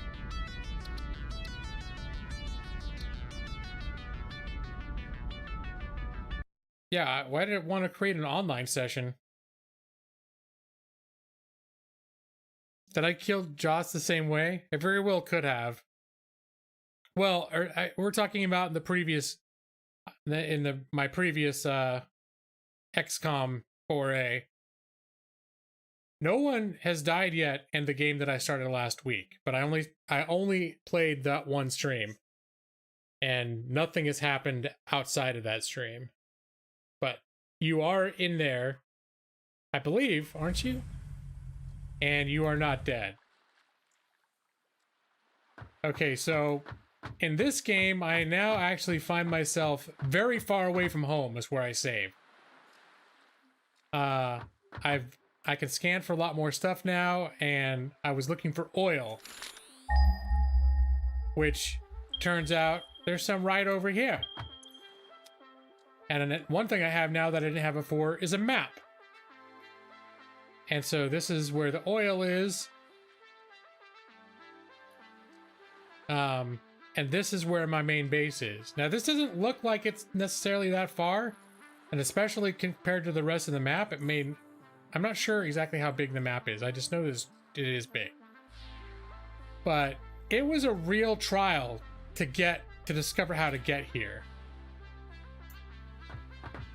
And so my whole mission was just to locate the iron so I could plunk down a beacon to remind myself for future reference, and to maybe scout out a safe way, a safe route, because there's a lot of routes that have dangerous stuff that I cannot traverse. Like these flower things are awful. They explode into like these attacking. I don't think they can bother me too much while I'm on my vehicle. This vehicle in particular. It seems like I mostly get left alone.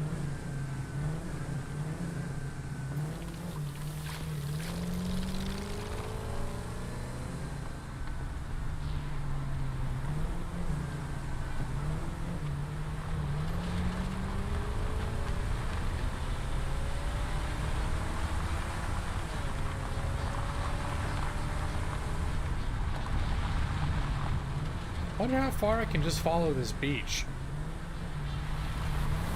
Because this would be handy to use.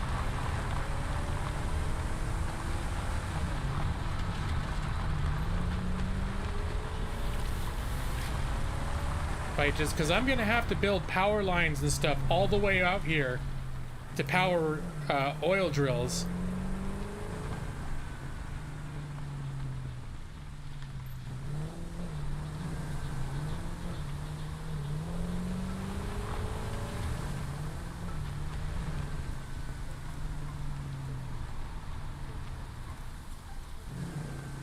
Okay. That thing looks like a big old bruiser I don't want to deal with. See, if I get out of my vehicle, any of these monsters they're suddenly going to be on my ass to kill me. But I don't know if it's all vehicles, but at least when I'm in this exploration vehicle, the only things that try to kill me are spiders. If I go into caves, there are spiders, and they will actually come after me. But if I got out of my vehicle right now, everything that I've been passing here would be going straight for me. All right. Well, I think getting back was easier than getting to that place because I took some real detours. All right, you ready? We're approaching my home base. That's like the crown jewel of my home base right there.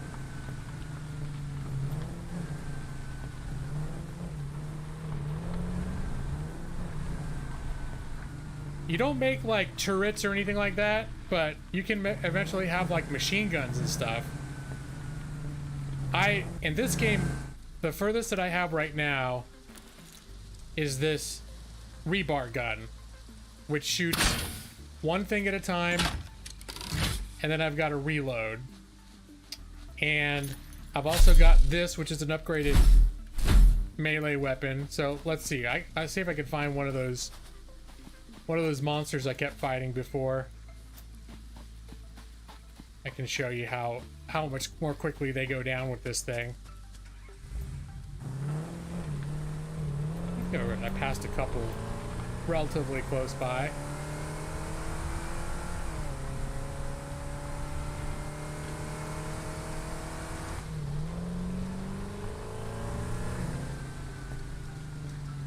Oh, I thought. Oh, there's got to be one here. There's a glowing, it's a glowing slug. Really? An unprotected glowing slug?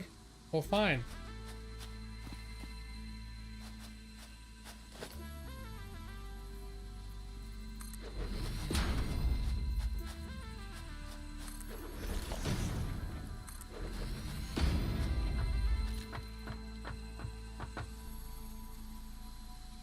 Can I reach it from here?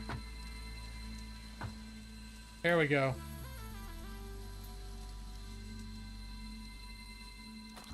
You can use these in crafting recipes to make these power cells you can use to overclock your machines. Clean up after myself. Oh well, we'll come across some of those things and I can show you. But I know that there are, as you progress, there's machine guns and other more effective weapons. And unlike in Factorio, aliens attack your base. In this game, they don't. In Factorio, the more you develop and the more pollution you create, the more aggressively the aliens of the planet will swarm your base. So there's like this real tower defense component to Factorio that they don't have in this game. A green power ring? Yeah, you gotta watch out for the color yellow or wood. Hey, Justin Man. Yeah, I've really taken a bite out of the natural resources of this planet.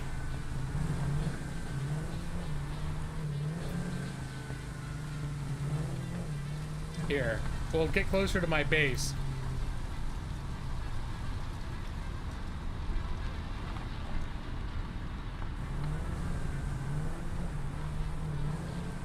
So, it's not really recognizable now.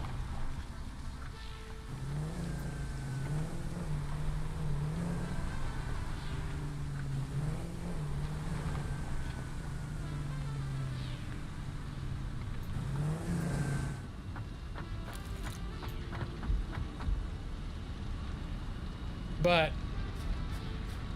if you recall at all the layout we had before, the hub that I built in the last game, my little home station, was right about here. And back here was the concrete where I was getting my limestone from. And over here were the 3 iron nodes that I had discovered. This is the one where I had all of my miners at the very end when I made the storage container and the smelter. That was straight out from here. You can see I've fully exploited these.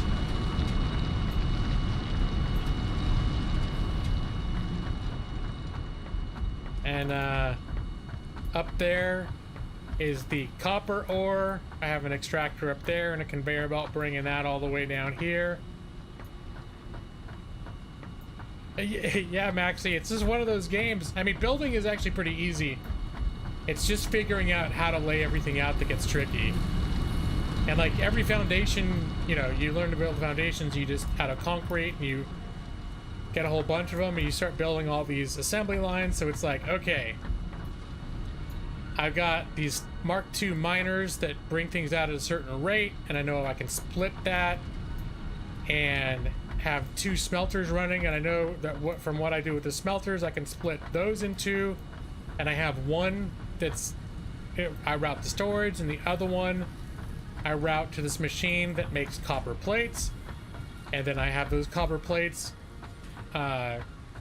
Let's see, I have one going that way that just get used for something else, and another one comes up this way, and I have a whole bunch of stuff that ends up coming this way, and they go into all these boxes. This is now my home hub right here.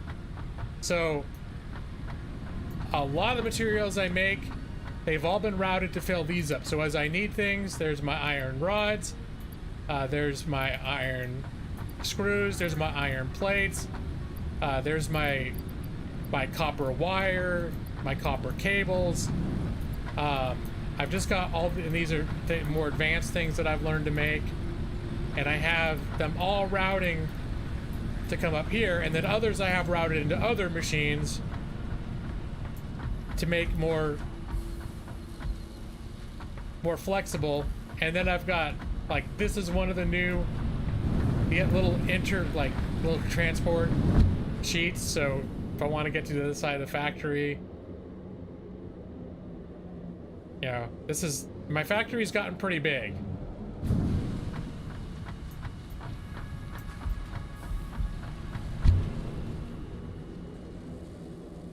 I think a boombox may be beyond my technical capabilities. I could make those in that other game I was playing, though. What was that? Not Stardew Valley. my time in Porsche.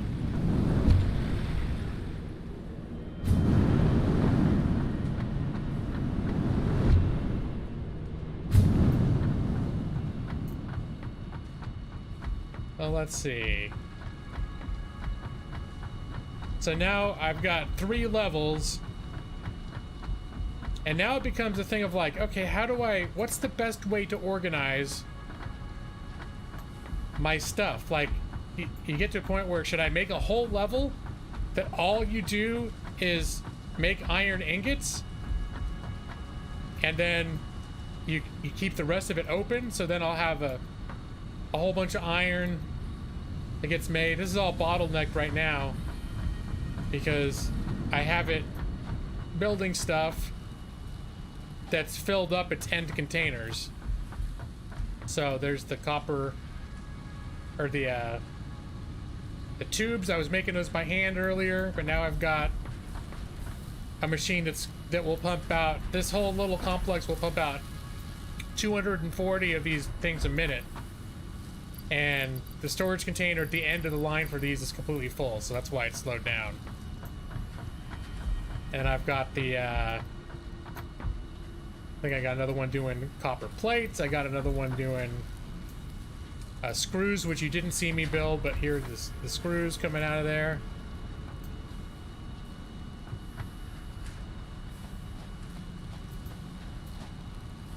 Oh. Yeah, it's up becoming kind of a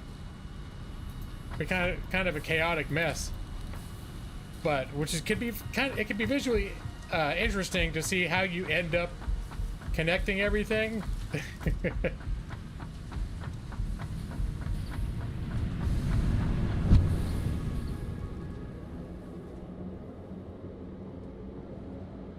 You like the Futurama tubes?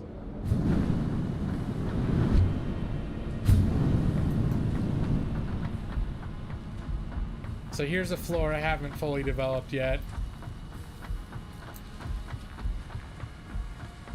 Just building some more advanced machinery here.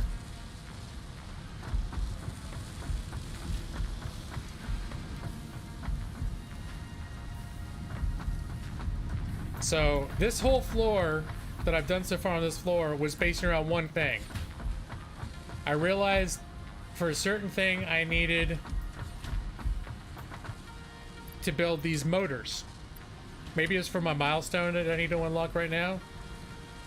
And to make motors, now here's factories that can make parts out of multiple other parts. To make a motor, you need 2 rotors and 2 stators, and they need 10 per minute of each in order to maintain optimum flow to put out 5 of these motors per minute. So each of these things, each rotor requires 5 iron rods and 25 screws, 20 iron rods per minute and 100 screws per minute in order to put out 4 of these rotors per minute. So to be optimal, you need 10 rotors per minute. So I made 3 of these. So this is capable of making 12, 4 each makes 12. So you end up with these like really massive calculations. And each of these things needs these screws. So then I've got the screws that I've wired in, and that's what I ended up, the iron screws and the iron poles are over. I'm using the overflow from what I made upstairs that I just showed you guys, and I brought I drew away from some of that to provide the parts I needed for those. Is this stage James Baker? I was talking about you earlier. I was like, I wonder if James Baker's lurking. And it turns out the other part I needed was these stators. You need steel pipes and you need wires. So I found sources of copper.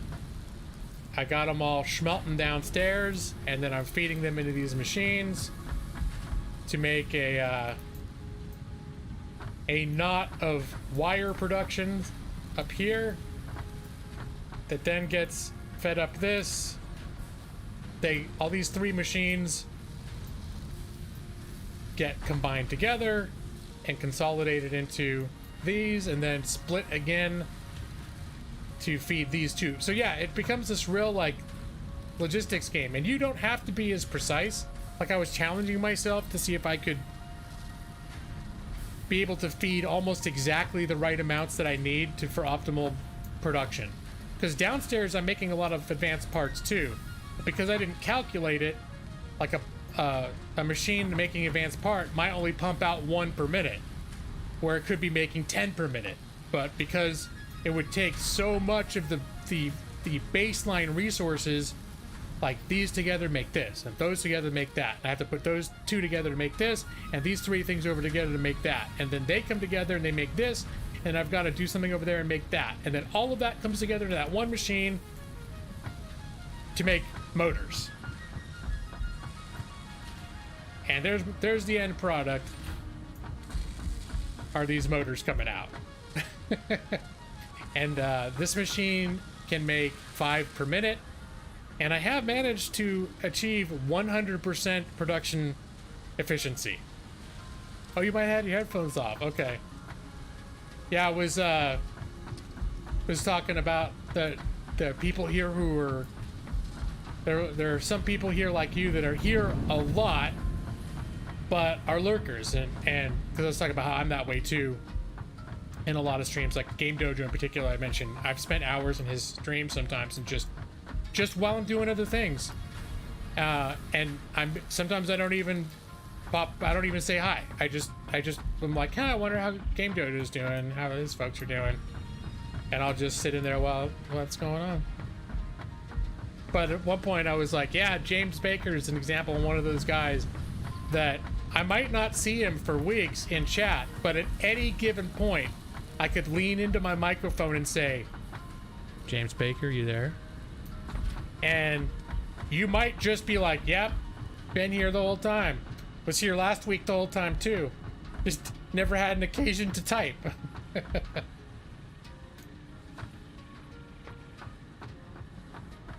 Let's see, I'm gonna have to go and catch your next stream. There's a weekly podcast that's on I watch. Love you, man. Oh, cool, that's fine, Gun Kid. All right, have fun. Thanks for hanging out. Good to see you again. Pretty much always load the stream when you get the alert. Sometimes you have no audio. Nah, that's no worries. I just think it's funny because I know you're one of those people that's here a lot, but you are the same as the way that I am. You're a lurker. But I just know that I found that really amusing in the past, where I might not even have seen you in chat for a long time, and randomly at just a random point, I'd lean in the microphone and say, James Baker, you there? And you'd be like, yep, here. It's like, okay, he's there.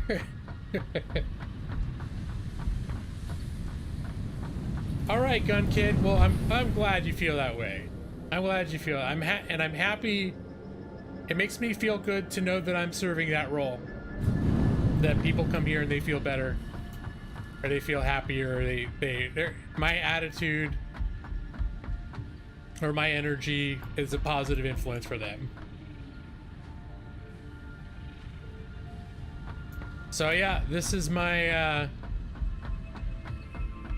factory. I'll show you my power production.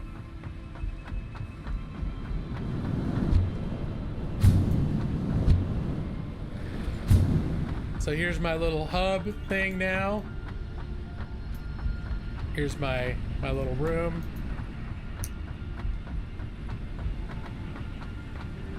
And now I'm not even using these right now. These are filled up.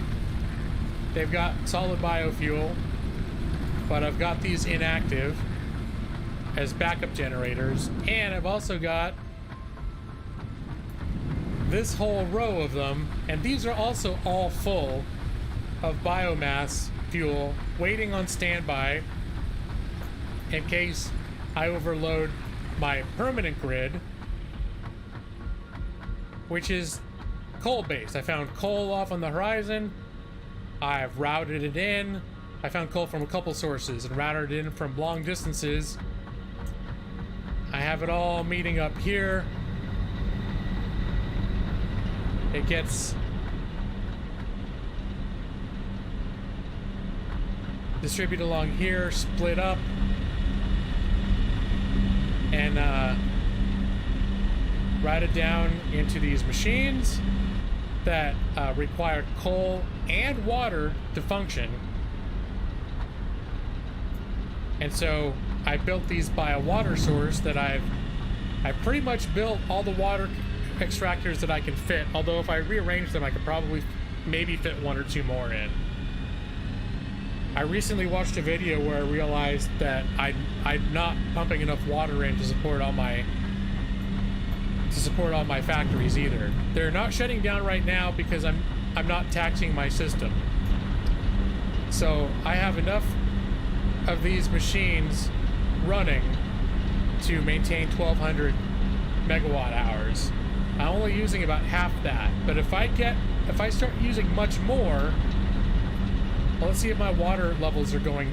My water levels may already be slowly trickling down. No, that's full. This happened before too, because I was still learning how it all works, but the machines furthest away from the water slowly start losing pressure, and then eventually they go empty and they shut down.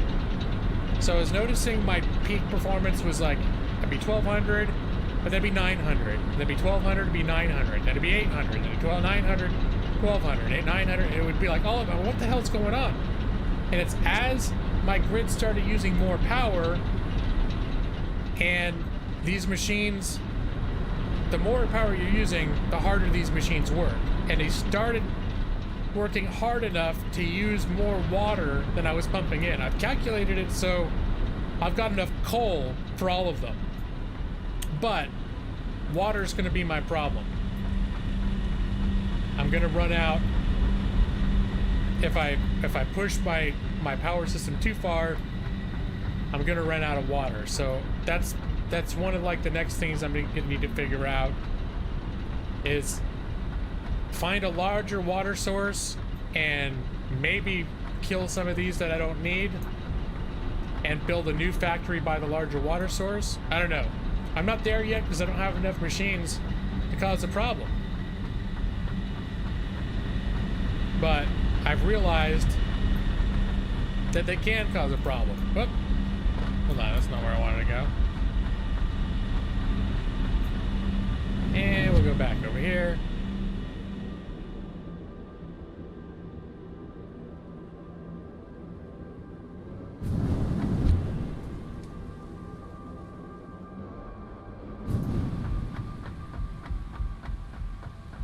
And I'll show you the furthest that I've routed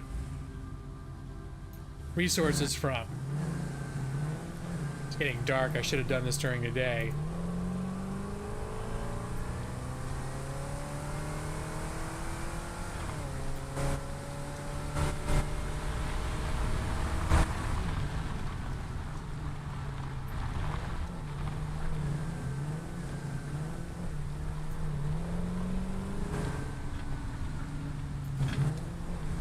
Alright, so see these crystals? I discovered I had a need for these crystals, and I was finally able to scan to find out where they were, and they were hella far away. And so I had a whole afternoon where all I did was try to track down the signal to figure out where the hell these crystals were.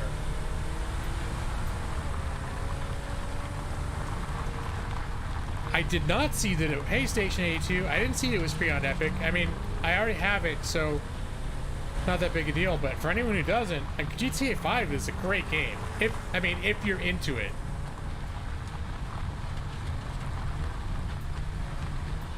If not everyone's into the tone of GTA 5, but hell yeah. If you don't have it, you can get it for free. Provided you don't have any ethical issues with the Epic Store, go for it. This game is an Epic Store exclusively exclusive right now. All right, so all I knew is I kept doing the reading. Get out of here. I kept doing the reading for quartz,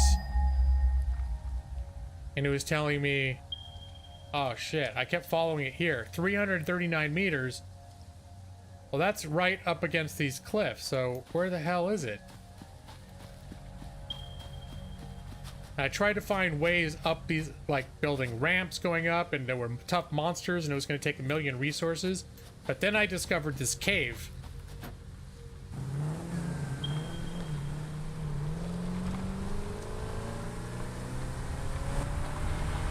And you can see, because this is where I built my power lines and conveyor belt, that this is the route I ended up finding as the most efficient.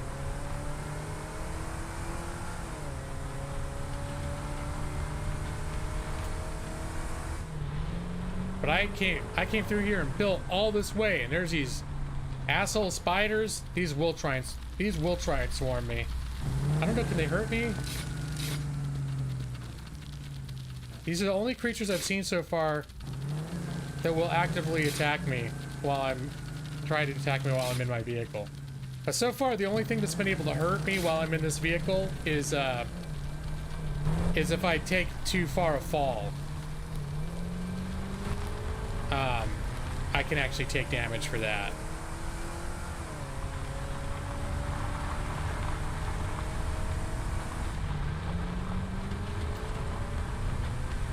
And back when I built this, I had another vehicle. It's a truck, and it's much slower than this. But a lot of this, you know, when you have to go on foot to build all this stuff. So I spent a lot of terrifying time running around this cage. Oh shit! I'm out of gas! Fuck! No! Oh, this was a terrible time for this to happen. Can I... Fuck!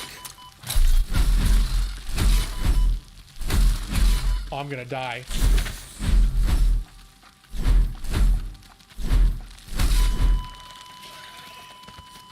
Shit, I died.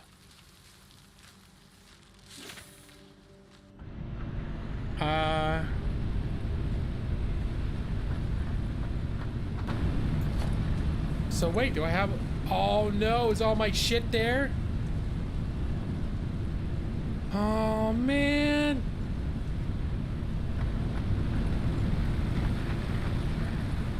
This is not good.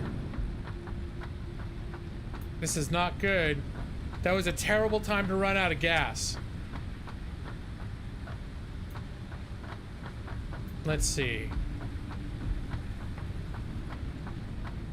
That was a terrible time to run out of gas.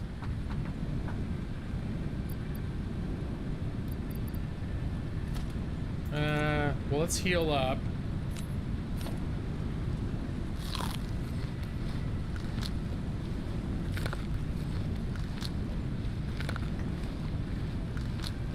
Can I? Let me see. I never actually tried to save scum in this game.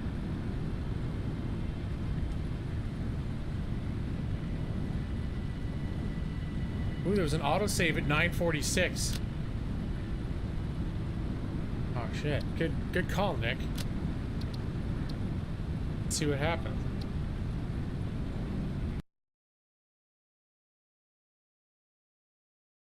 Oh, I just realized I'm getting like a firewall warning. Maybe that's why it keeps telling me about I can't create online session.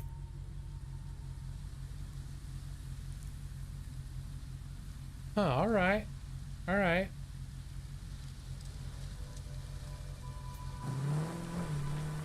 Alright, I'm gonna move up ahead there. I know there's a safe spot before we enter the cave. Good call, Nick. Just load your game.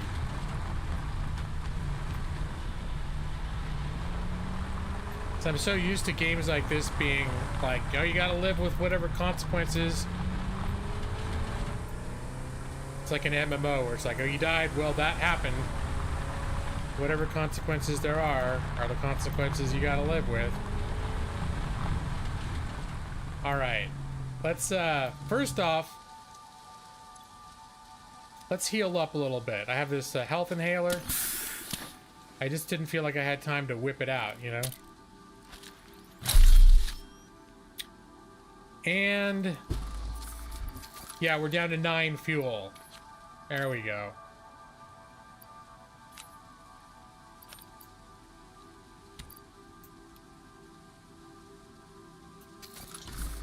All right, that shouldn't happen again.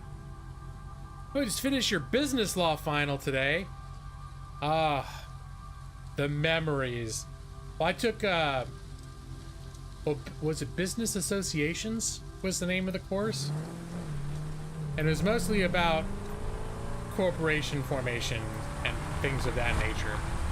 Limited liability corporations, that sort of thing. How was it? How'd you do? It was an interesting topic. It wasn't interesting enough that I spent much more time looking into it afterwards, but, you know. Oh!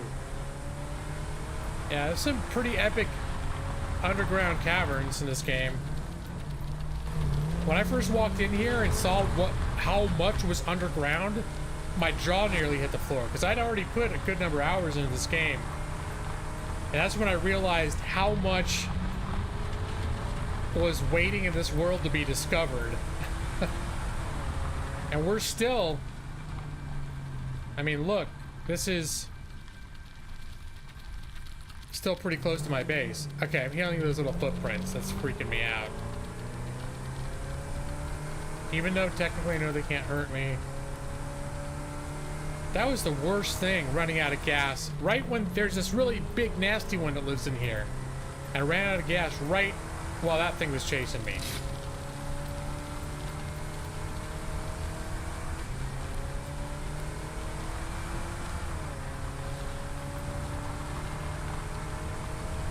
Alright, we're coming through the other side.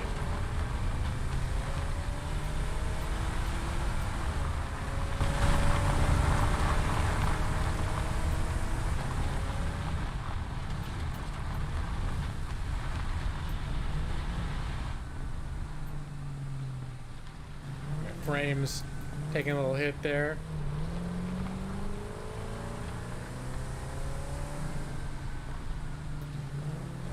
You passed but didn't do good. Well, you passed. So all this, what I just showed you, was to create a power line and a conveyor belt so that I could put in a miner on this crystal node so that I could have a reliable source of crystal at my base. It was a monumental undertaking. And I was also like, hell, is there a more direct way to get back to my base? Because there's my base right there. And so I'm looking out across here and I'm like, holy crap. Like, I can't build straight down, but maybe I can build across these like these little cliff islands. So I started building in that direction as just an exploratory effort. And I ended up putting some power lines for another reason, which I can show you in a sec. So, but the whole purpose of this building was just to see if I could find a somewhat convenient route back over there. But what I discovered was, oh, the power lines that I built, see that thing up on the hill there? That's like a ship crash. That's like technology crash. And you find these things sometimes, and if you power them up, you can open them up and get... Oh, shit.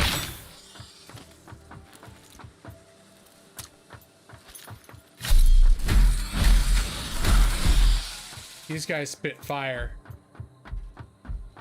I think there's another one up here. Where's he at? Was it just the one? No, there he is. Come at me, bro. Shit, he did.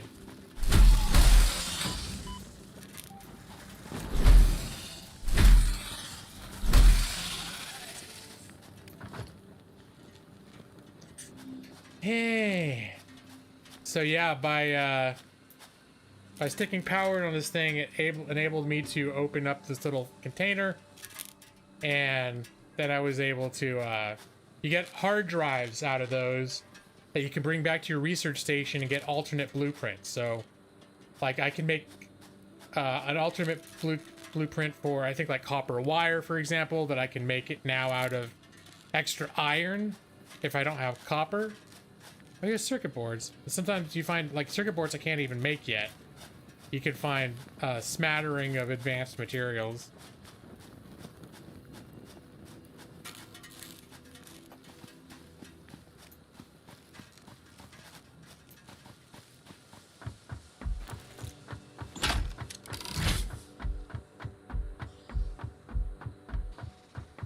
And I found another one of those things to power up over there.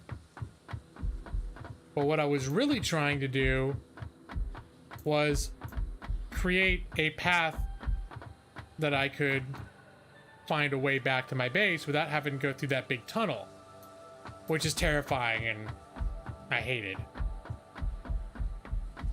So I built my way over to here. I think there's more monsters that spawn on this little ridge too. Unless, I don't know if you build it, there could be something where if you do enough building on an area, they don't respawn. I'm not sure how the dynamic works for that. Because there was definitely some shit attacking me the first time I came on this.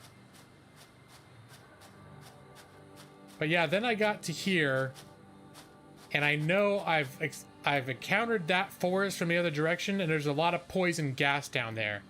And I cannot, later, yeah, at a certain point you're able to build gas masks to be able to get to work through that poison, but I knew if I had to go through those poison clouds, that's not a way that I could go at this point. So I was like, all right, well, I think I guess I could have built up that way. But I started thinking, this is taking a lot more time and resources to find this alternate route. I should probably just bite the bullet and make the route through the caves. To your mixtape.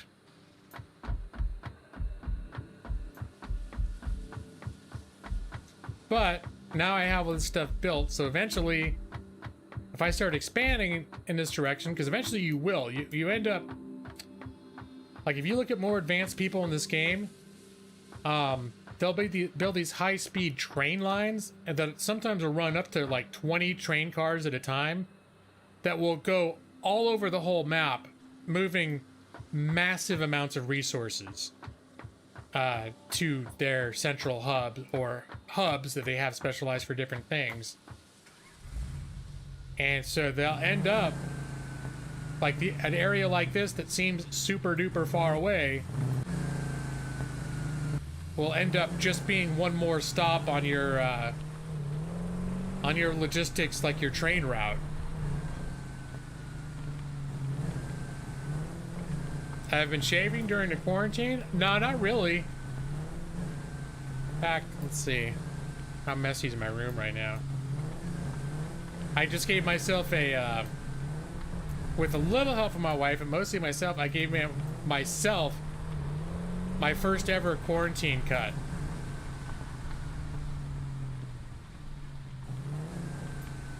Let's see.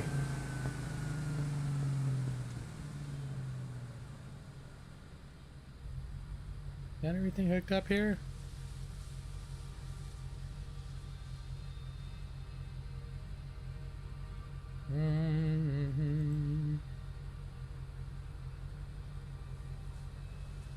Oops. Okay, now I'm losing Windows.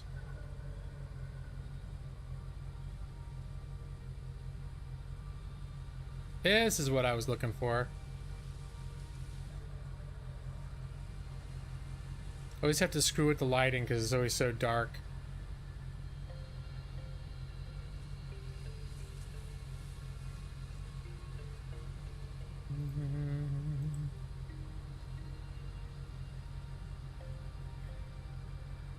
Yeah, so I got my I got hair trimmers and initially where I was going to have my wife help me do it, because normally I'll have it short around the sides and taller on top. And if you need to do any kind of a fade, especially once you start getting around to the backs and the sides, it's real hard to do. But I was reading like the usage, like instructions for the trimmer, and they basically said if you want everything the same length, then you can do it all yourself. Just find the length you want and just do the whole head that way. So I found a nice setting, but my beard is close enough, short enough too, that the first time I posted a picture on Facebook with my haircut, and one of the first comments, I think the first comment was, "Did you use it all over your whole head, like your beard too? You just like went," because it looked like just uniformly, like just all the way around. But yeah, so surprise webcam, but this is my quarantine haircut. I'd gotten really long, but yeah, I don't think it's so bad. Kind of into it. But it's definitely shorter than I'm used to. It's just short everywhere. But definitely better than how it was looking, you know. It's better than how it was looking a little while ago. So, well, I guess as long as this is up, I'll keep the webcam up. Oh, I'm not going to stream much longer because I'm going to have to go to sleep soon.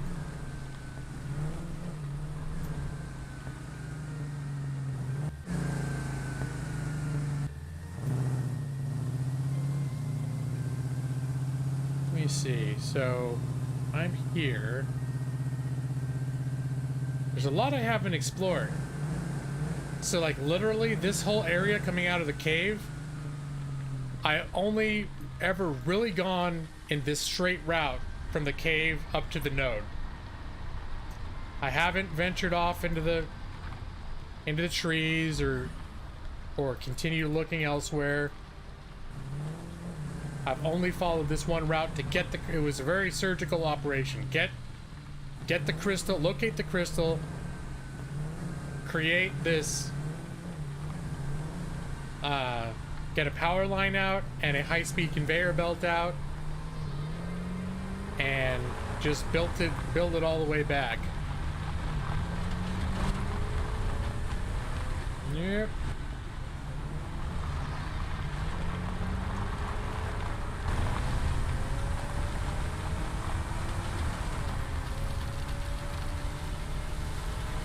Driving this thing's kind of fun. Oh, a little bit. Get those high speeds. So it's getting a little skitty. There's that big spider. This damn Shelob.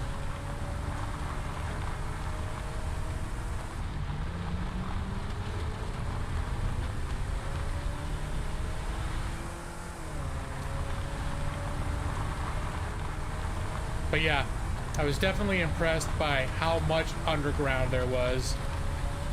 And I think this is actually a big enough a tunnel that when I do get train technology, I could probably have a major train line running right through this cave.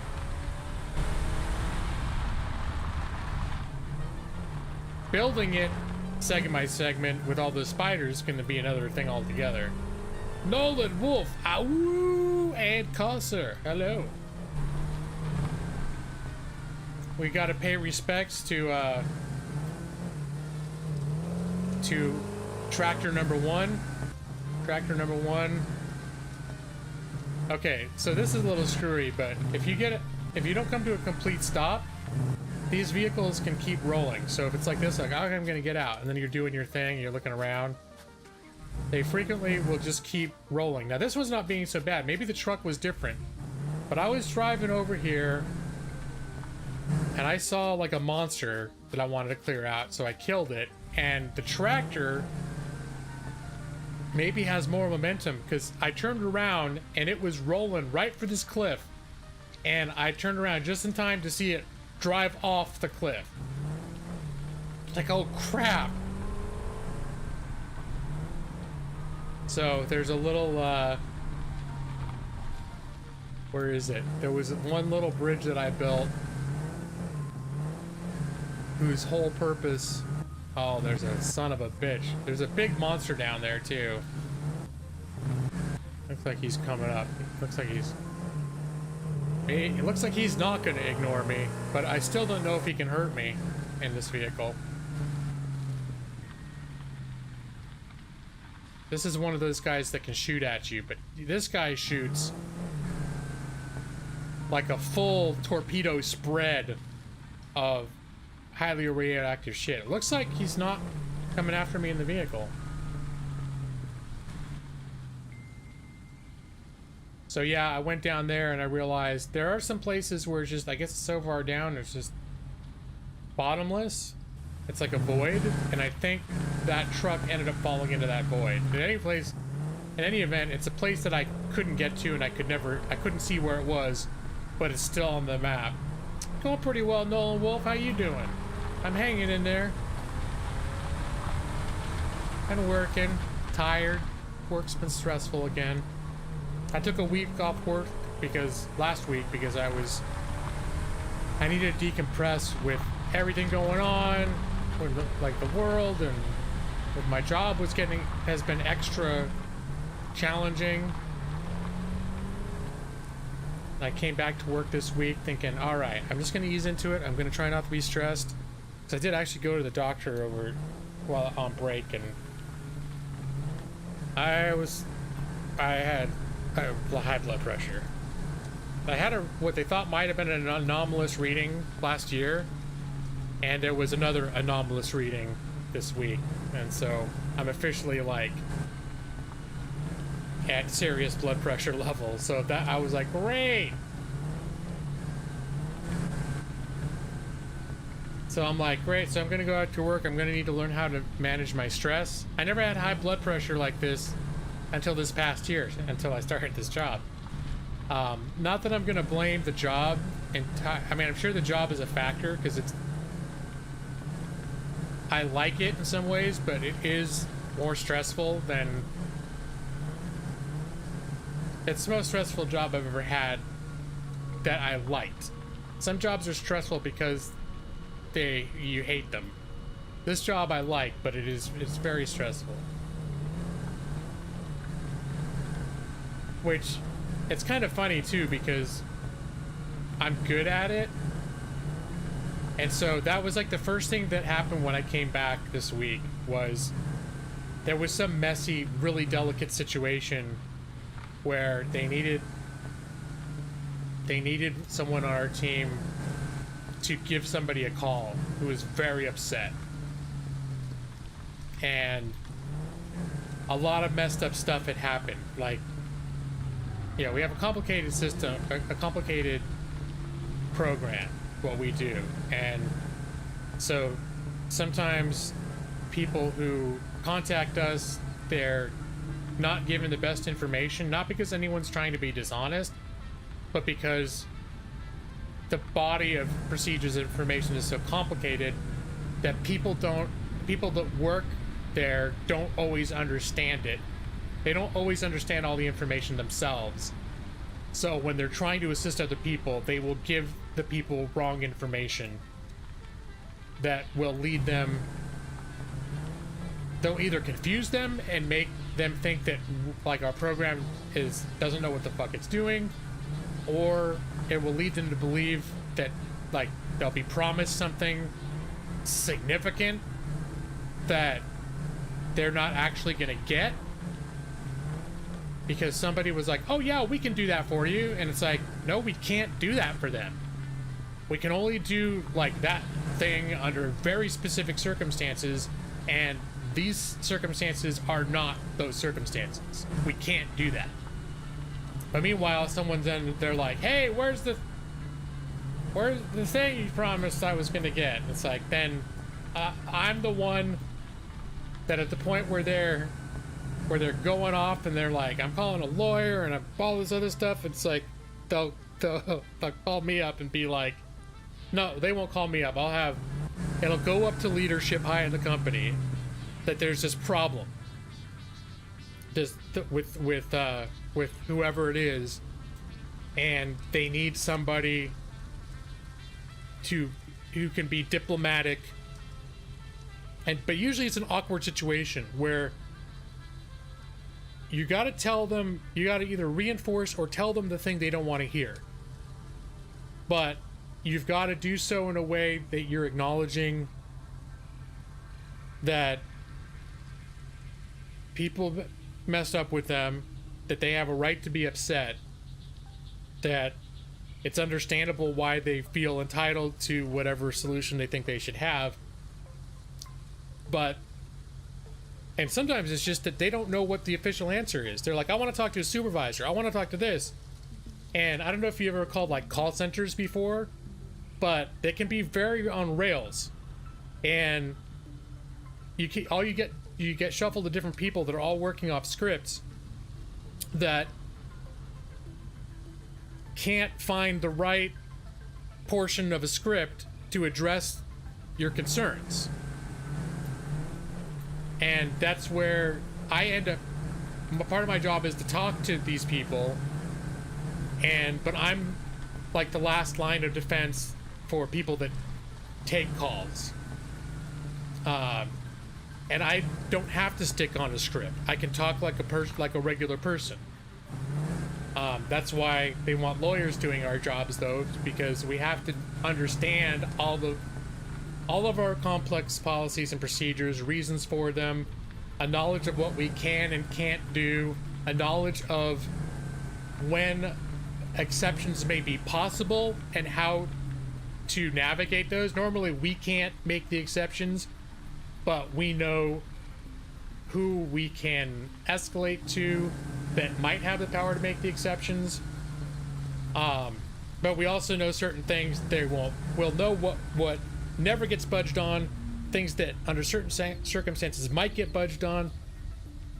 Yeah, it's complicated, but yeah, so I'll frequently get special tasks where they'll say, my immediate supervisor will be like, this came down from on high, somebody needs to give a phone call to this person. This person, X, Y, and Z has been happening for the last 3 months, and this person has had it. And you need to call them and tell them they're not getting any of the things that, like, maybe during 2 calls, somebody was like, oh yeah, oh, don't worry, we'll take care of, we'll do that for you. And it's like, and then after that, they're like, no, we can't do that for you. And then they'll be flipping out. And I'm the one that's, got to call them up. There's a lot of those situations where it's almost like a big corporate version of Curb Your Enthusiasm, where all you do is show up for the punchline of the episode. All right, good.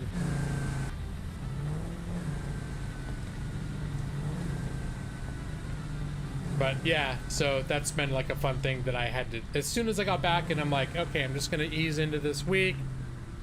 I'm just gonna get into my routine. I'm gonna try not to stress about anything. All like the weird stuff that gets under your skin and is stressful, I'm not gonna let it bother me. And the very first thing that happens was, oh yeah, there's a super delicate, like, explosive situation, and we need you to call this person because you're really good at these kinds of situations. Which is like, yeah, I am, but I also have borderline hypertensive crisis level blood pressure, so maybe I should be doing a little less of these crisis calls. That was my tactical driving. Yep. I can show you where my coal is coming from too.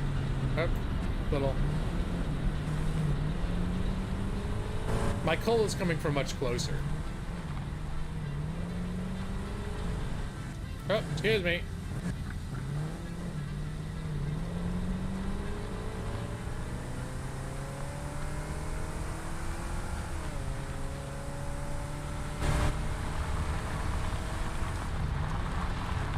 So I've got 2 sources of coal. Coal is used for power, and you also combine coal in foundries with iron to make steel. So there's 2 uses for coal. my first source of coal. We had to cross a little bit of a void, which you can't even really see anymore except if you look down the sides. It was just a chasm across here to an area where there was coal, and then there's the coal node. I have it split two ways. The first split goes into these foundries to make steel, and the second split is the one that goes back to power my base. So I've got this, the steel I have producing on site. So I got one conveyor belt of steel going back and one conveyor belt of coal going back. Learn how to they should learn how to handle better, communicate more to ensure this sort of thing doesn't happen anymore. Well, see, the problem is it's a complicated enough system, and it's also always adapting and changing based on evolving situations. So admittedly, even for people at my level, it's hard to keep up with all the changes and the updates and how we're doing things. It's constantly shifting. It's like what we do is considered, we're on the biggest project that our company has a number of clients that we serve this role for, but we're on the biggest one they've ever done, and it may be one of the biggest ones ever done, period. So in some sense, handling things on the scale that we're handling them, with the number of people who are members of this class that we're dealing with, is a very complicated process. And everything, it's like steering a tanker. Nothing can turn on a dime. Almost nothing can be done quickly. Stuff that people calling in or writing in would think you could do very quickly. Like, oh, well, just write me a new check and send it. I just send it. You can do that in 10 minutes. And it's like, no, actually, because of all the infrastructure involved, it's going to take 3 weeks. And there's no way to make it go faster. Because no one sits down and is like, let me get the checkbook and write a check. It all gets fed into this huge machine of infrastructure. So what they try to do is they try to develop procedures that act like a machine or like a computer program that will deal en masse with any contingency they can think of, so that there will be procedures and scripting to handle almost any situation that can come up. And that's where, when you call these call centers and people reading you, it sounds like they're reading you canned scripts. That's the idea behind those, is those people, they're supposed to follow this stuff like a program, because somebody spent a lot of time and effort trying to figure out the official, how everything is officially going to be handled on a uniform and consistent basis. Now the problem is, it starts getting complicated and messy, and complicated enough that people can no longer follow it anymore. Especially if you have people that are frontline, like call center agents, that, you know, they don't have a lot of time. It's more like it can be almost like a fast food job. They don't have a lot of time to sit there and reflect about it. They don't have time to sit there and like read and internalize all the body of procedures. They're sort of just been like, hey, here are these 300 FAQ items. Turn your phone on, and whenever someone asks you a question, find which one best fits, and you're off to the races. So at that level, that can just generate a lot of chaos. Also, those, you know, people in call centers industry-wide, doesn't matter whether it's at the cable company or whatever it is, they tend not to make a ton of money. So if they're, I mean, honestly, I feel like those people have a harder job than our team does. In some ways, they have a harder job than we do. And these are people that can come in, sometimes they come in as temps, They come in with maybe no experience at all in this kind of work, and they're hired 20 people at a time and told, go in this room and start answering these phones and use these. They do get some training, don't get me wrong, they do actually get some training, but I mean, I've been there over a year, and half the time I feel like I barely understand what to do in half the scenarios. So you had to take an extended leave of absence due to all stuff going on. Got to make sure people at home are safe. Okay, I gotcha. Yeah, I mean, I'm lucky to be able to work from home. I can do my whole job from home. So that's where I'm very fortunate.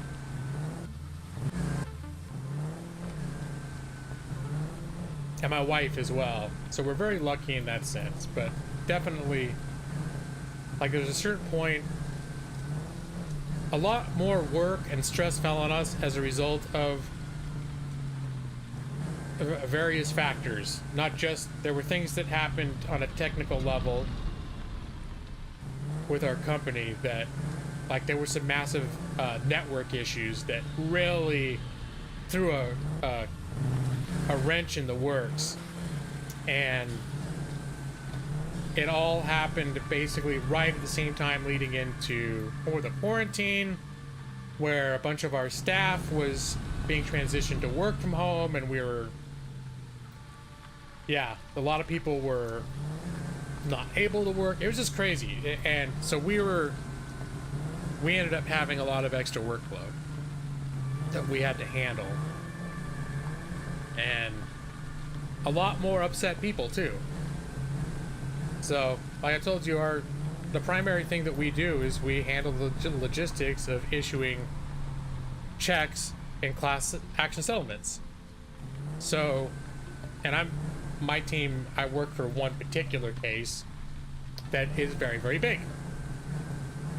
And there are lots and lots and lots of people.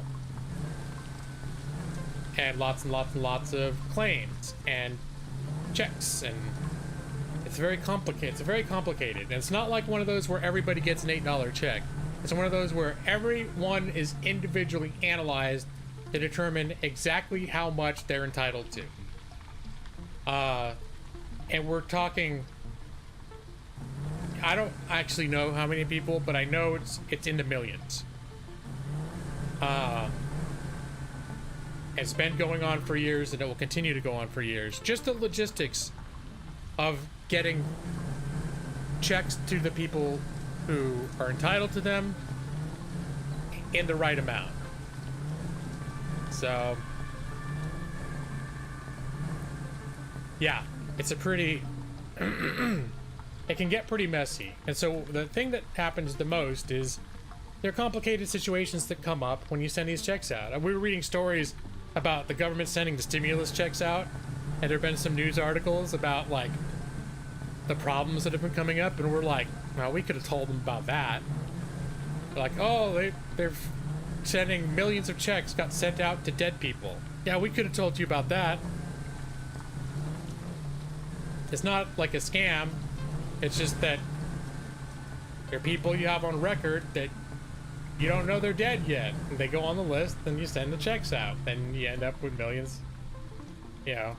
Well, I don't think we have millions of people in that situation, but we certainly have tens of thousands of instances where we've sent checks out to people who are deceased. And then you get their son or their daughter or their brother-in-law or whoever it is that's like, hey, I got this check and I can't cash it. And then there's part of me that's just like, well, you should probably call an estate lawyer and figure out what you need to do in order to cash it. But we have procedures in place to try as much as we can to assist these people.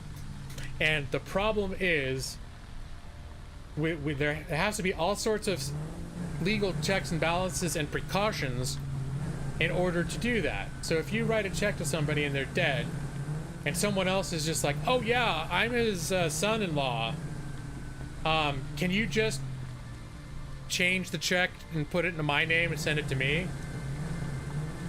And you know, situations like that, the official answer is no.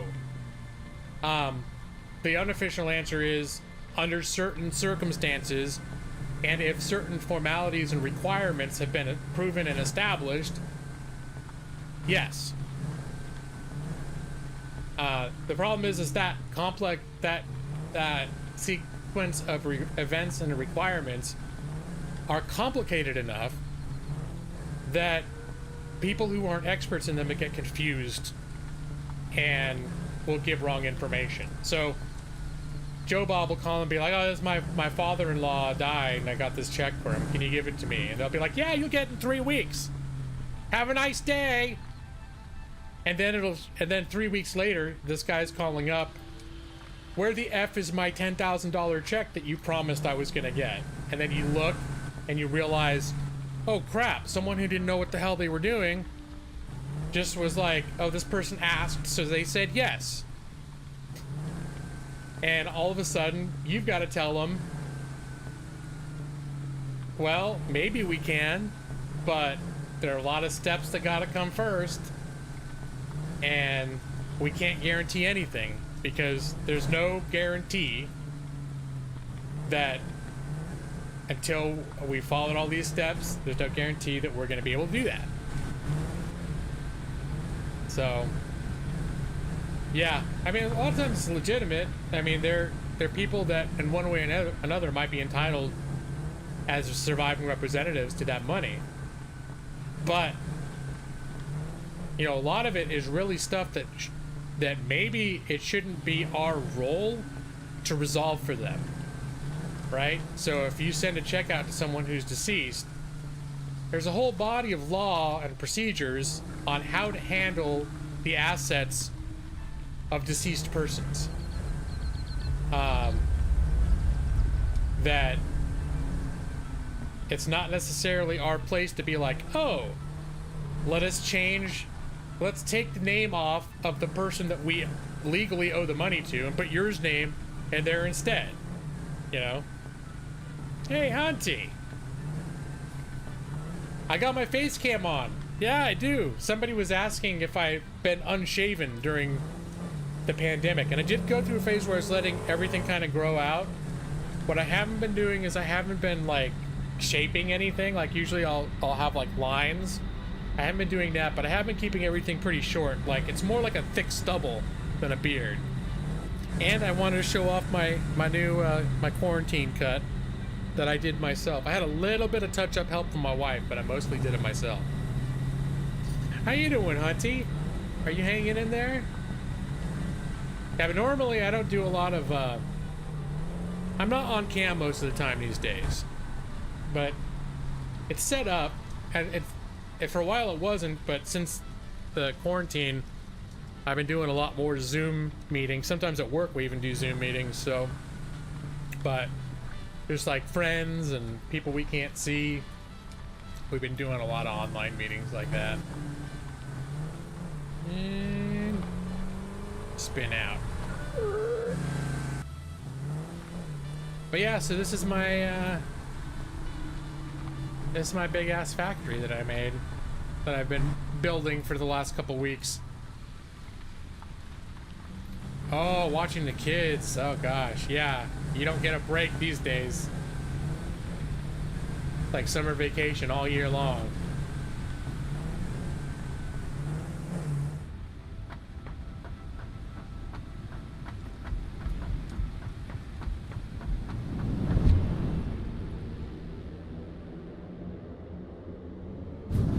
Yep. I built it all myself.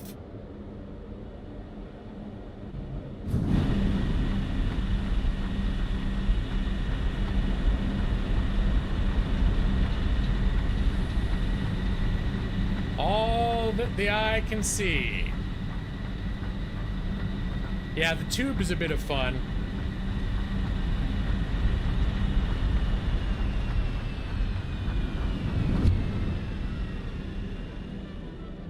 And when I started the stream, I started a new game in this same region just so people could see what it's like before I industrialize everything.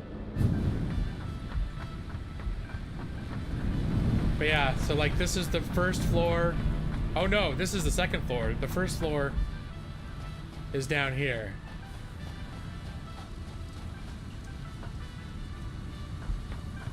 A lot of these machines are jammed up because they end in storage containers for various parts that have already filled up.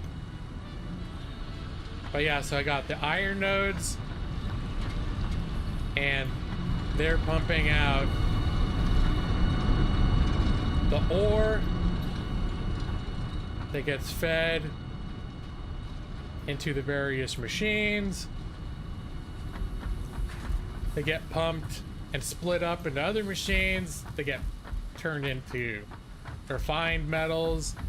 They get turned into other things. They get turned into other things that come up this ramp. Whoops. Can I follow this up? A full supply chain? Oh, this just goes back to my general storage. Oop, ouch. Poison gas. So where's one? I want to follow a supply chain so you can see the whole thing.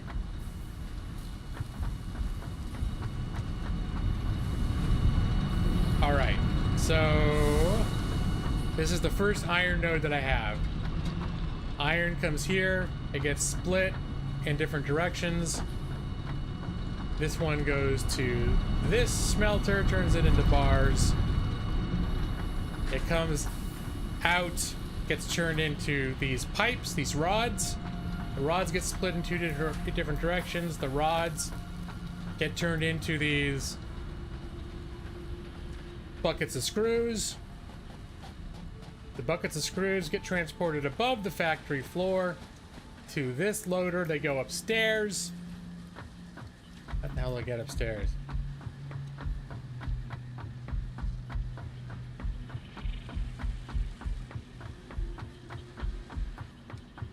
See if we can find. These are the ones. Yeah. So these are the ones that we were following. Come out here. They get routed over here into this splitter. Splitter goes two different directions. One of them goes this way.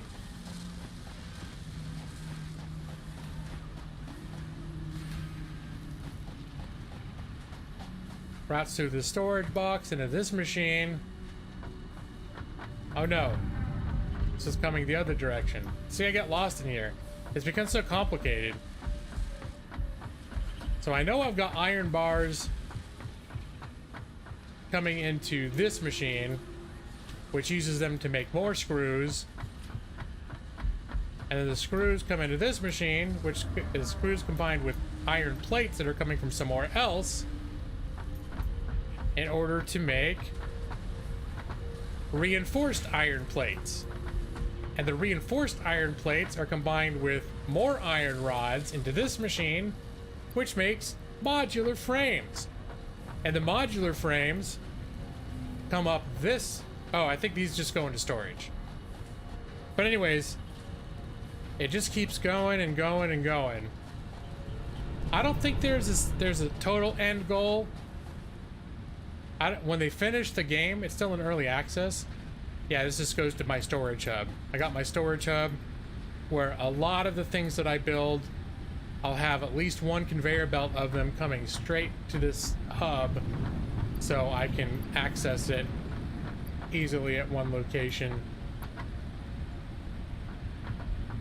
So looking in here, I'll show you the, you were seeing the hub terminal.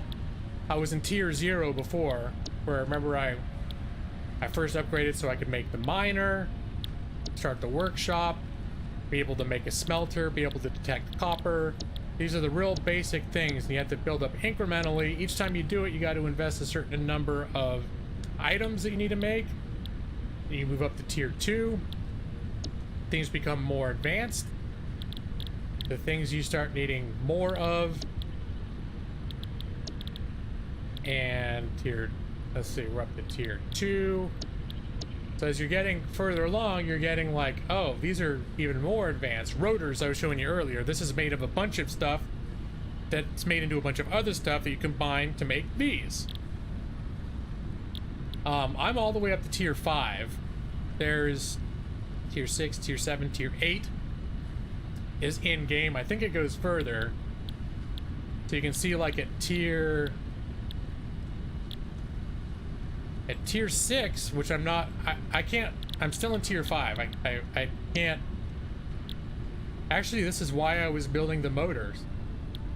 But I also don't have rubber. I need oil in order to make rubber, which is why I was forced to look for oil.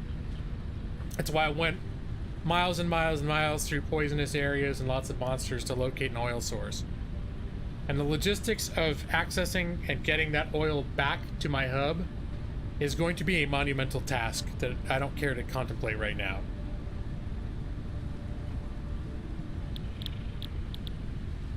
Let's see. At least this isn't Subnautica. I love Subnautica. And hey, Whittle Creeps, I didn't say hi. But yeah, you start unlocking new things though. Like, there it is. The top of this tier is the gas mask. So once I can make that, there's all sorts of areas I can't go to right now because there's these gas clouds sort of blocking me off. So, and then here, like in the middle of the next tier, is jetpack. Well, being able to fly, as long as you have enough fuel, that's pretty sweet. So that's something where it's like, wow, this game is going to be, exploring this world is going to be completely different. I mean, you guys who've been here for a little while tonight have seen the verticality of this game. It's huge. There's stuff, there are massive cliffs and mesas and spires that go off. You can see a couple of them in the distance.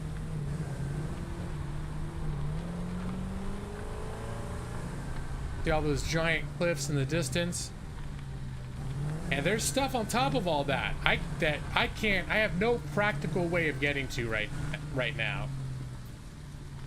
Yeah, you gotta kill the, well, I guess you don't have to kill the gas clouds, you just wear a gas mask.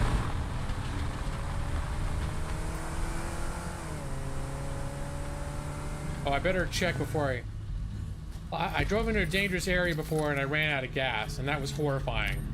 I had to save scum.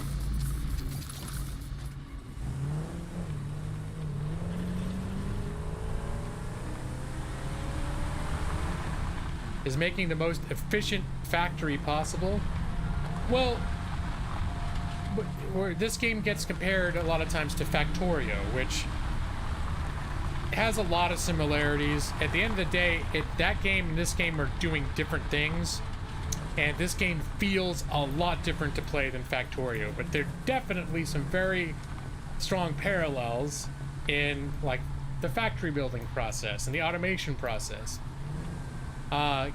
Factorio has an end goal. Factorio has an end goal is you're eventually you've crash landed on a planet, and you're trying to build a ship, the technology to build a ship to leave the world to get off the planet. And if you do, you win. This game doesn't have any, now this game's still in early access, they may be building towards something like that. This world focuses a lot more on, it is a gigantic world with a lot of different, very unique and varied biomes that have a lot of secrets to explore and areas to, sort of secrets and areas to unlock and explore. And where Factorio is mostly focused on just making and protecting your base.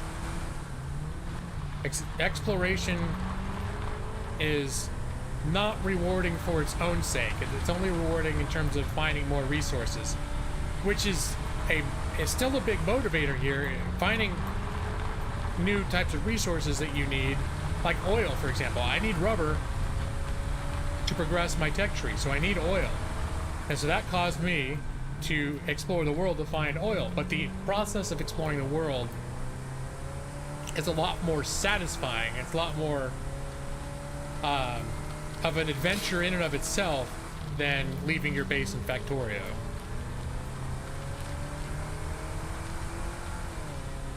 And I'm just following this because you can see this is the longest supply chain conveyor belt that I've made in this game. It goes all the way back to my base. And it was because I found this one closest resource node for these quartz crystals in order to make, I think they're used for like optical, some sort of optical drives that I needed to be able to make. And I was able to use my scanner. You get these scanners as you progress, you can scan for different new and different types of materials. And when I was looking for quartz, now this comes up right here, but before it was like, it said 1,000 meters. And that was from my base, and that was, there are all these ginormous obstacles between here and my base. Yeah, that I can show you. I may have to fight something up here though. Any monsters gonna try and kill me up here? It's gas I gotta stay away from. Alright, so this is where the quartz is, right? Right over there by that bush. There's my space elevator, which is another progression system. There's a few different ways you progress. The space elevators is what unlocks new tiers. So you can finish your tiers, but you get to like, I think tier 4, and the other tiers aren't available to you yet until you've amassed enough of the right kind of resources to send up in the space elevator, which is a thing you also have to build yourself at a certain point. But so that space elevator though represents sort of the heart of my hub right over there. And so somehow I've got to get those crystals from here over to that hub. Yeah, and look what's, yeah, building down there would be, it's probably possible, but it would be a logistical nightmare. There are no head crabs that I'm aware of. Not that I've run into yet, but the spiders are spooky. There's actually, I want to see this. There's an arachnophobia mode that's supposed to replace all the spider models with extremely glitchy kitten heads. And feel the urn. Is it a whale? It's a bird. It's a plane. It's an urn. It's an urnie. Hey Raiders, welcome guys. Hey Flapper, how you doing guys? Hello Pike, what's up? Welcome. So yeah, I drove by him, but I drove by him so quickly. Actually, let me turn my my light on.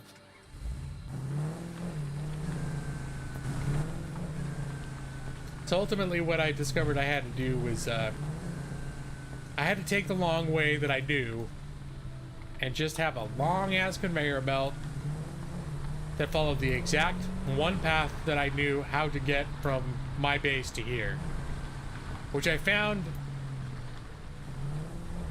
you know, accidentally just through exploring. I knew I had to get to this area, I didn't know how to get here.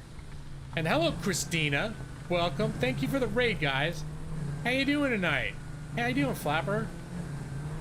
You hanging in there? With everything going on? Law! Whoa! Challenge of justice! Christina Medlin has become a law hawk. Look at that hawk face. You have shocked the hawk. And thank you for that. Welcome to the proud, long-standing tradition of the Law Hawks. I need to... Oh, there. Okay, so here's the spiders. And they're a little scarier when you're on foot, and then they're more zoomed in.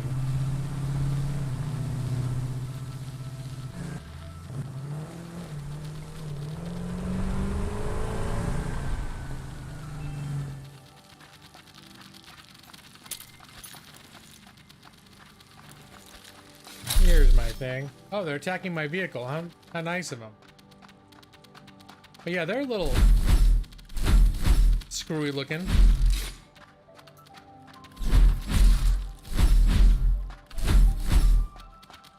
Why are they... Well, you're so preoccupied with my vehicle.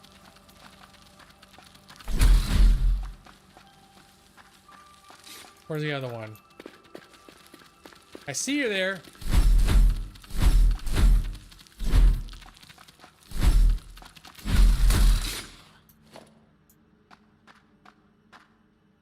All right. Let me see if I can find this. I haven't seen... I saw this mode in a video, and it was an older video, so I'm not even sure if they still have it. Here it is, arachnophobia mode. Are you sure you want... Yes. Ah, there's the dead spider. Where's the other one? His model's already disappeared. Alright, so let's continue our adventure down the spider cave in arachnophobia mode. I think it's fun. I think it's hilarious that the developers actually added this to the game for people that are too scared of spiders. They make little meowing sounds too.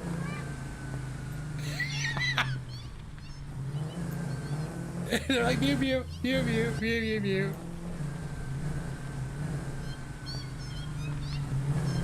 Oh, that is too funny.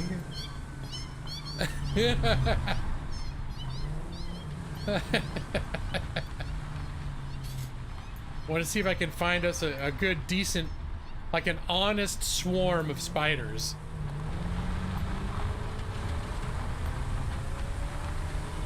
Some people don't have the psychological fortitude to tolerate your minions. In fact, like my wife is an example. Like years ago, I tried to get her to play Minecraft with me when I was super into Minecraft, and she never would because the zombies, the sounds that the zombies made, the mouth sounds and the gurgling sounds were too disturbing for her, to where she was afraid she would have nightmares. She just couldn't handle it. Alright, here comes more spiders.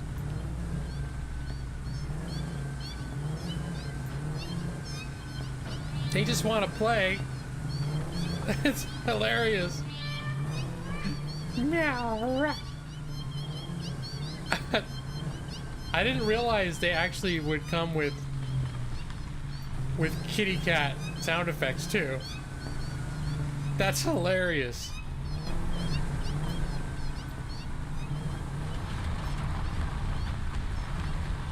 Oh, hey, Connor. Good to see you. Some people are, but you know, some people actually have an honest-to-God phobia of spiders. So, I don't know if they did it entirely as a joke. It could be that they just thought it would be funny. Just as a fluke, let's just do this. It's funny. And if that was their intent, I am the sort of person with the sort of sense of humor that is inclined to agree. I find it highly amusing.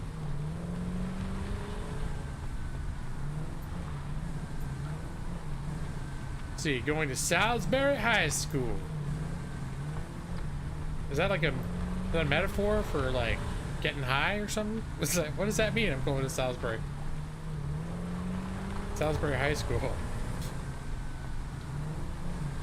Liking better than my minions just on the Mew Mew alone. And apparently that's the only thing you can do in this game to change models is you hit arachnophobia mode and they all become a bunch of weird glitchy headed looking cat faces.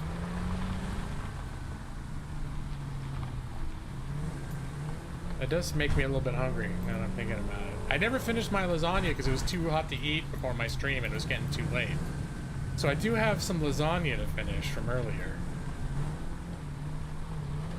Let me get back to the safety of the heart of my hub.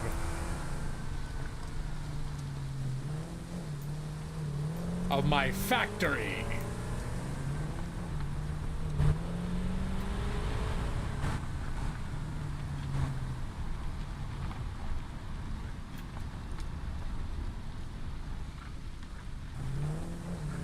Here's my space elevator that I just showed you guys.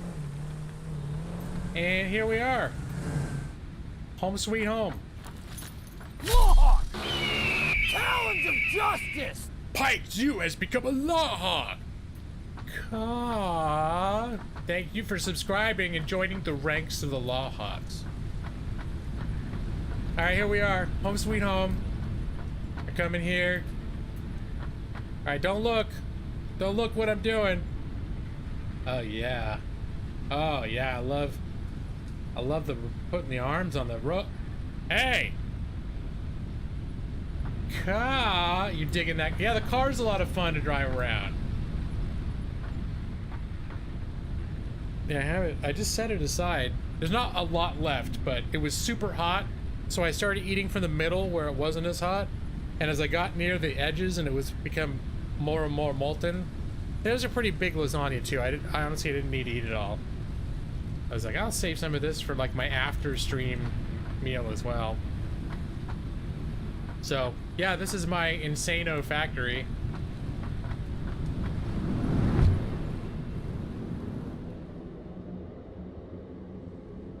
It's all a good fun. So I wanted to show this is my show and tell. I want to show y'all. A game I've been playing. You know. Let me see. Check my little. I can ride this one over here. More games needed in arachnophobia mode. I know for my wife I was looking for mods for Minecraft to be able to replace zombie sounds, but I think part of it too is she just didn't want to play Minecraft.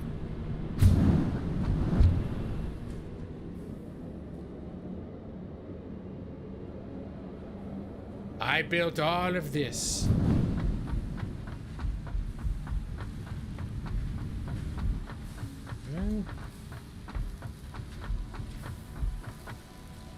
Yep.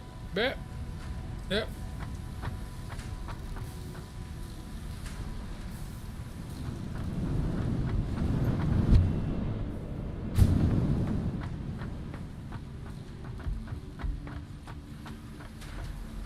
You probably could make him do a loop-de-loop. Let me see, do I have let me see if I can find, we'll test this theory, Nolan. And hey, Orc Chaos. You're catching me close to the end. But I'm still happy to see you.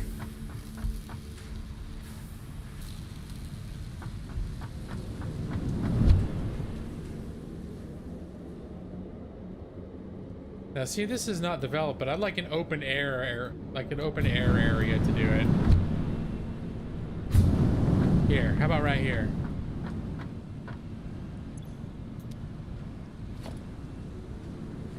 Transportation.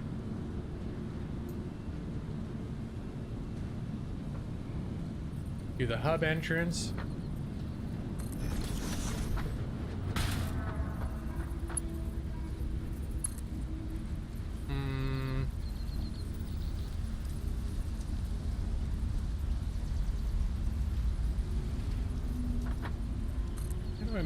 How would I make it do a loop-de-loop, I wonder?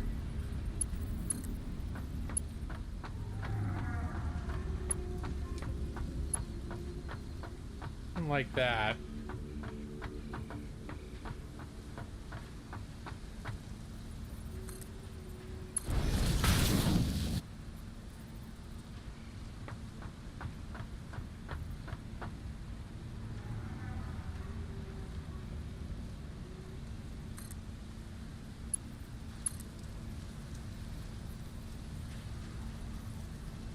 I thought I put one of these down. Ooh, I didn't realize I could do that.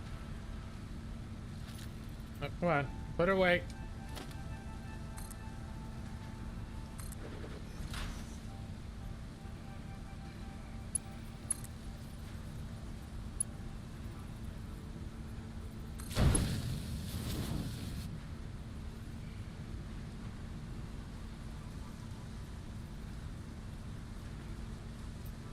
How did I do that before?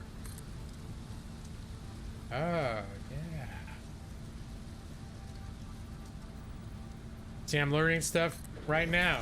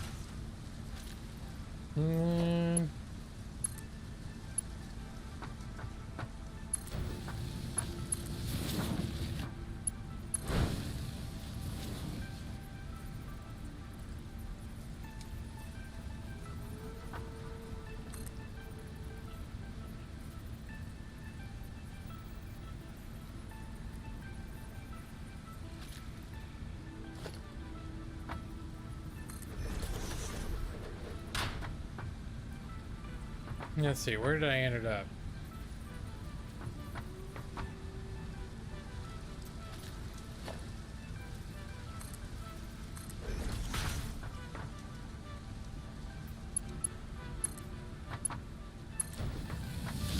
I don't know if I'm doing actually any loop-de-loops. But this is the screwiest one that I've ever done. Brad Pritchard. Ladies and gentlemen, limited time engagement only. Internet celebrity Brad Pritchard. Welcome back, Brad. Welcome back. Oh.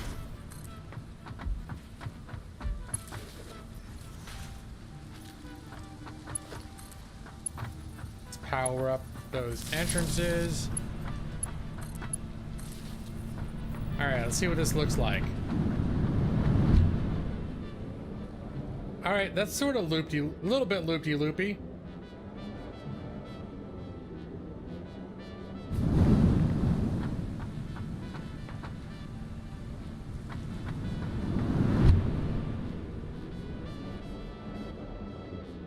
It's loopy-loopy enough to be visually confusing. Yeah, that's kind of fun though. Then can I stop halfway through? Stop! Stop. Turn around. You turn around, go the other way. No, wait. Stop. Stop. Turn around. Turn around. Oh, hold on. Oh, wait. Which way? Go this way.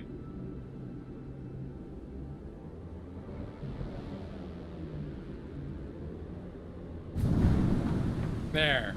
It's all good fun. There, we turned out not to need that one.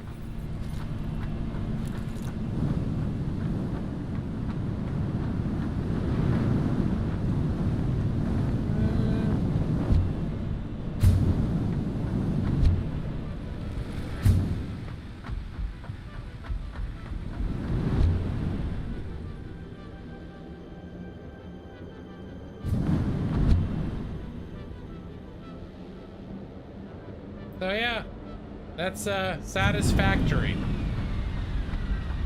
How's my water? How my water pumps doing? Still everything's full. It's all good. Although now that I'm thinking of it, I turned some of these down because I thought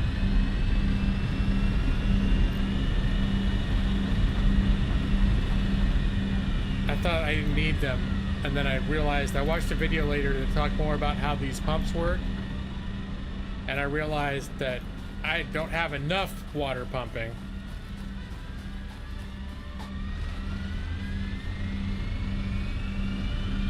So let's turn everything back up to 100. I imagine vacuum cleaners are maybe slightly less loop-de-loopy than that.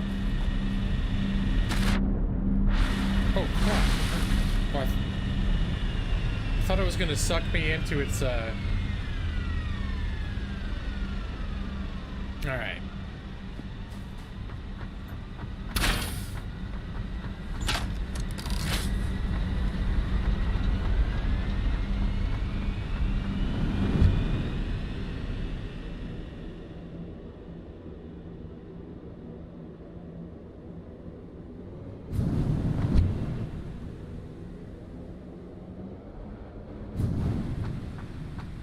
Oh yeah, I was gonna show you my other truck too.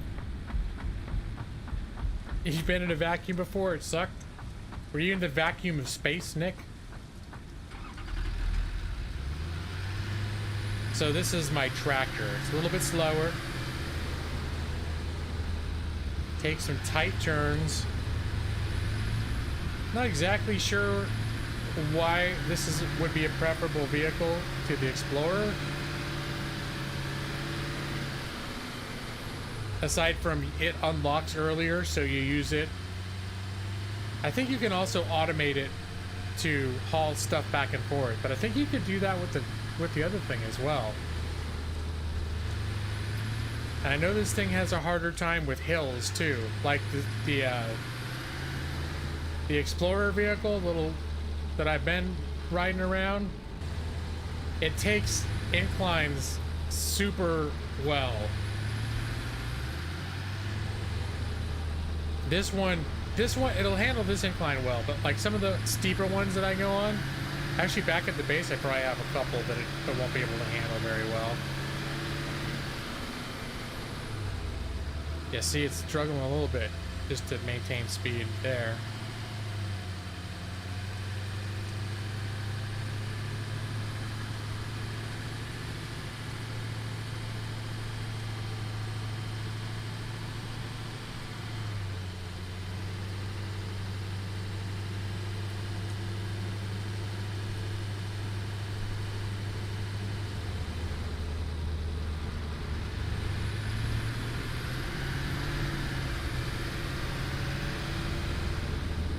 I think the advantage of this vehicle is that it just unlocks, you unlock the blueprint for it a lot earlier.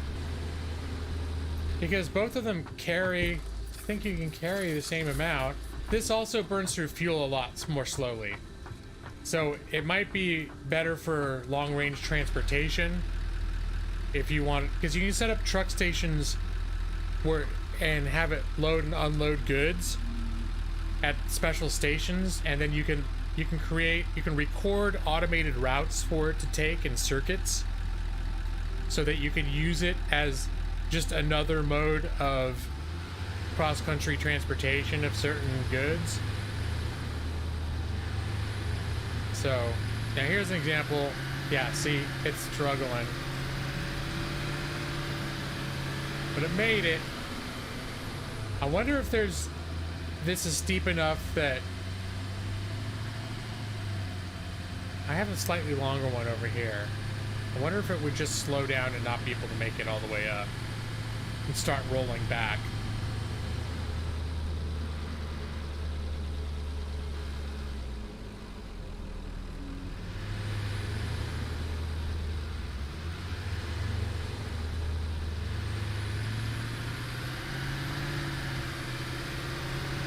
No, I think it can make it.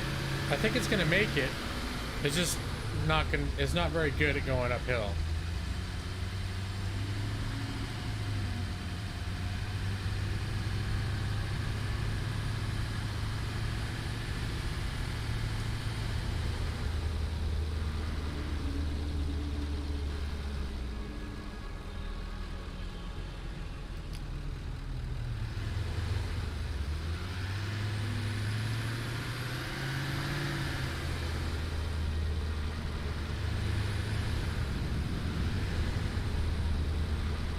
And it takes a lot tighter turns. It's a lot more maneuverable. Whoop.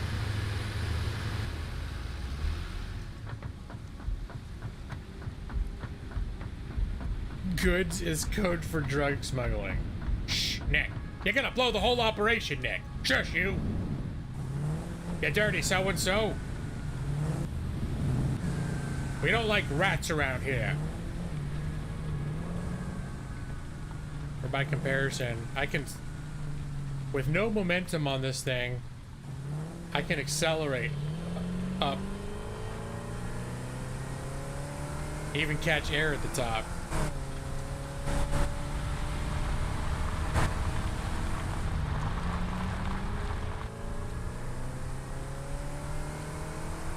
So this is all around a much faster and more able vehicle.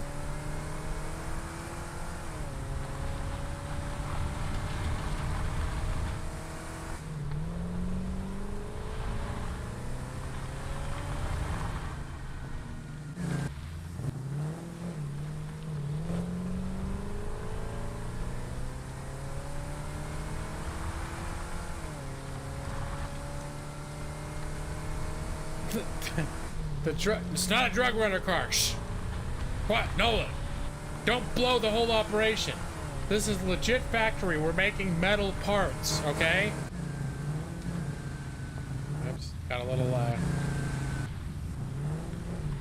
crashy there. Luckily, at some point, maybe they'll add damage models. So if you start crashing your vehicles into your factory, stuff gets damaged, but so far not.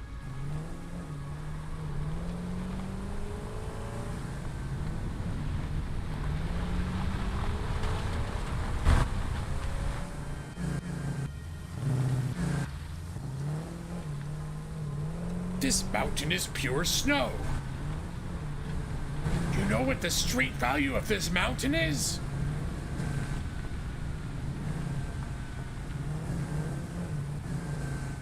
Alright. So we'll head to Betty Bye. Here we go. Night night. Go. No, you should go in your bed. There you go. Or pretend we're sleeping. And save the old. This is my. Where is it? The new. Oh, nah. And go ahead and exit the game. And there we go.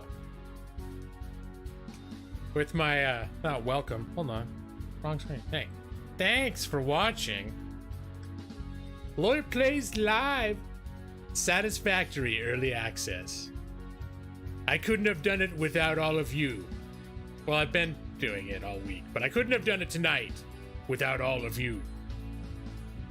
An encore. I don't think you were here early enough. Were you here to see during the welcome phase? Where I have the music. I have Rush, an instrumental version of Subdivisions from Rush, as the background vid music soundtrack. Yeah. Na, na, na, na, na, na. Thank you, Pike. I appreciate that. I do it. I aim for every Thursday. I don't stream all the time, but I try to stream once a week for a few hours on Thursday evenings, or Thursday where I am. I'm on the West Coast in the United States of America. What about the voice of Geddy Lee? Well, this is actually like a fan-made re-performance instrumental. So this is not even actually performed by Rush. I don't know if it's gonna fool the well, I know I'll probably get demonetized, but sometimes there's certain artists that will block your video from being viewed if they detect their music playing in your video. And that's what I'd like to avoid. Bye, Station 82. Thanks for coming by. Have a good night. Well, Brad had the time of his life, and he's never felt this way before. There we go. A little taste of the singing lawyer from days of yore.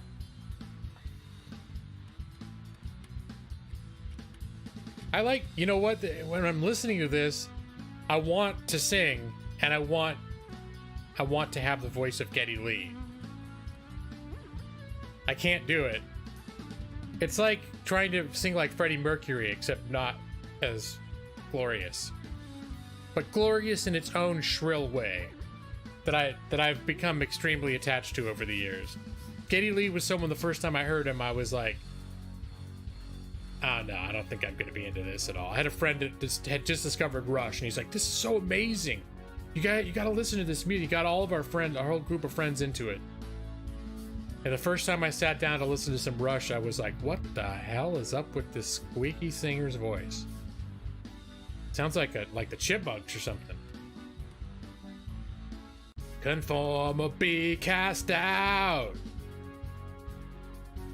Yeah, Rush is one of those bands, Brad, that I do not expect them to be universally appreciated.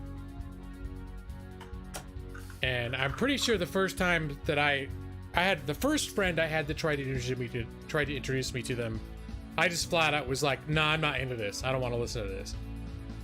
And it was like, hey, listen, like, here, listen to this. And he put it on for a few minutes, and I'm like, And when I really did get caught up into it was we went to another friend's house, but it was a group of us, like 6 of us. And the friend there who had just discovered Rush just put it on, and it was something that we just had playing in the background for like hours while we played Dungeons and Dragons. And at some point during that day, it sunk into me. And I became a Rush fan over the course of that day. And yeah, I never looked back. Now, Rush is one of my favorite bands of all time, but definitely not for everybody. Thanks, Pike. Totally epic. Yeah, when I was putting together this background video, because I do one for every. I try to do one for every game that I play, just to take a few minutes to put together something like this, so I can have my break screens, and I got my welcome screen, break time, my thank you screen. And usually I'll take trailers, I'll cut footage out of trailers and set it to game some music from the game as background music. But as I said, in this, the type of music that they have associated with the trailers in this game is not my kind of music. Oh yeah. Dance, baby, dance. Let it go, let it go, let it go. Yeah. Oh yeah. No. This is not my jam right here. I don't hate it, but I'm more towards disliking than liking. We'll say that. So, the whole factory production line, overgrown giant factory theme that happens in this game, I thought, what song, if I think about these giant factories, what's the first song that comes to mind? The most natural song that comes to mind. And the very first thing I thought of was Subdivision's Rush. And then I went to my video editor and I took the audio out from the original video and I plugged in this to see what it looked like. And I was like, yeah, it does. Subdivisions just works. It will be the background music for my various Satisfactory screens. Leon La Havas. Oh, I haven't discovered a new artist since the 1990s, so yeah. Oh no, I take it back. About 2 years ago, I discovered Panic at the Disco.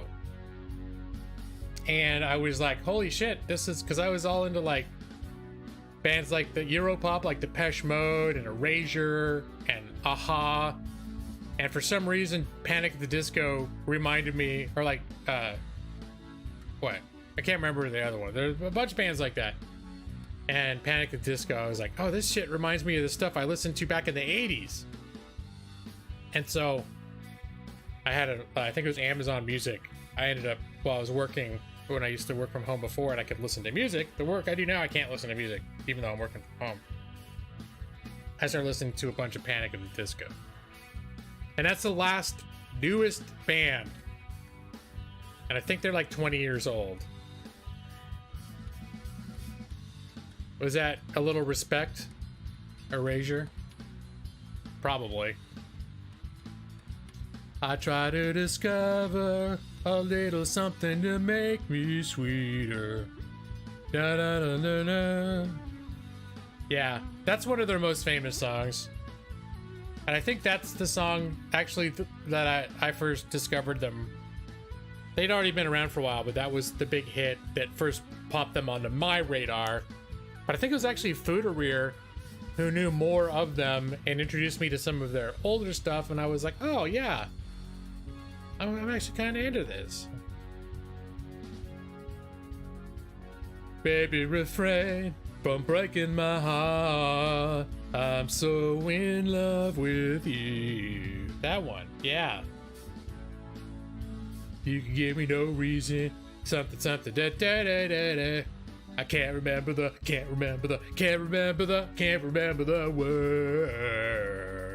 words. Something is da-da.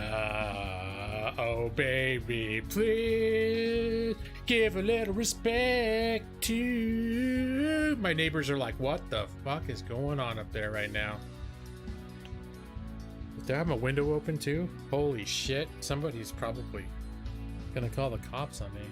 That's one thing, when I used to do Singing Lawyer a lot, my old apartment, that apartment was pure bricks and concrete everywhere. It's built in the 20s.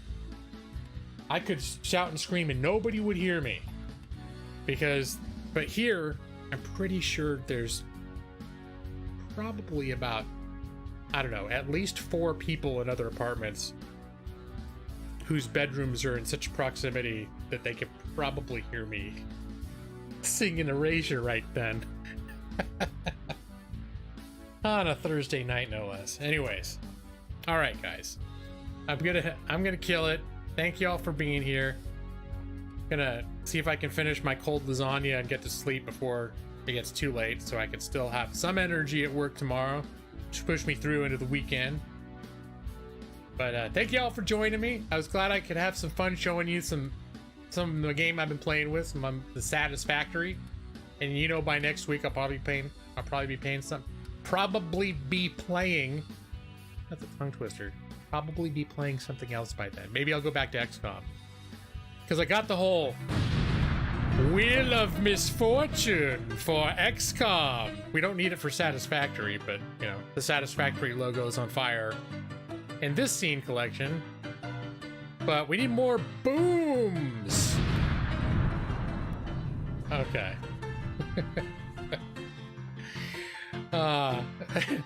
And the bird of death overlooking the whole scene, eager to see what fresh meat is about to be served up in the carrion yard. All right, that's enough of that. All right, guys. Here, do you guys need a little help going to sleep? Here, I'm gonna dim the lights. There we go. It can be very relaxing now. Well, if it's a raven on top of a tombstone, to me it's taken the role of a bird of death. Yeah. But the Satisfactory. Solid C for effort, G-Law. Thanks, Maxie. Appreciate that. Yeah, Satisfactory is what you did not want to see that on a report card as a kid. You get in trouble for that shit. Okay.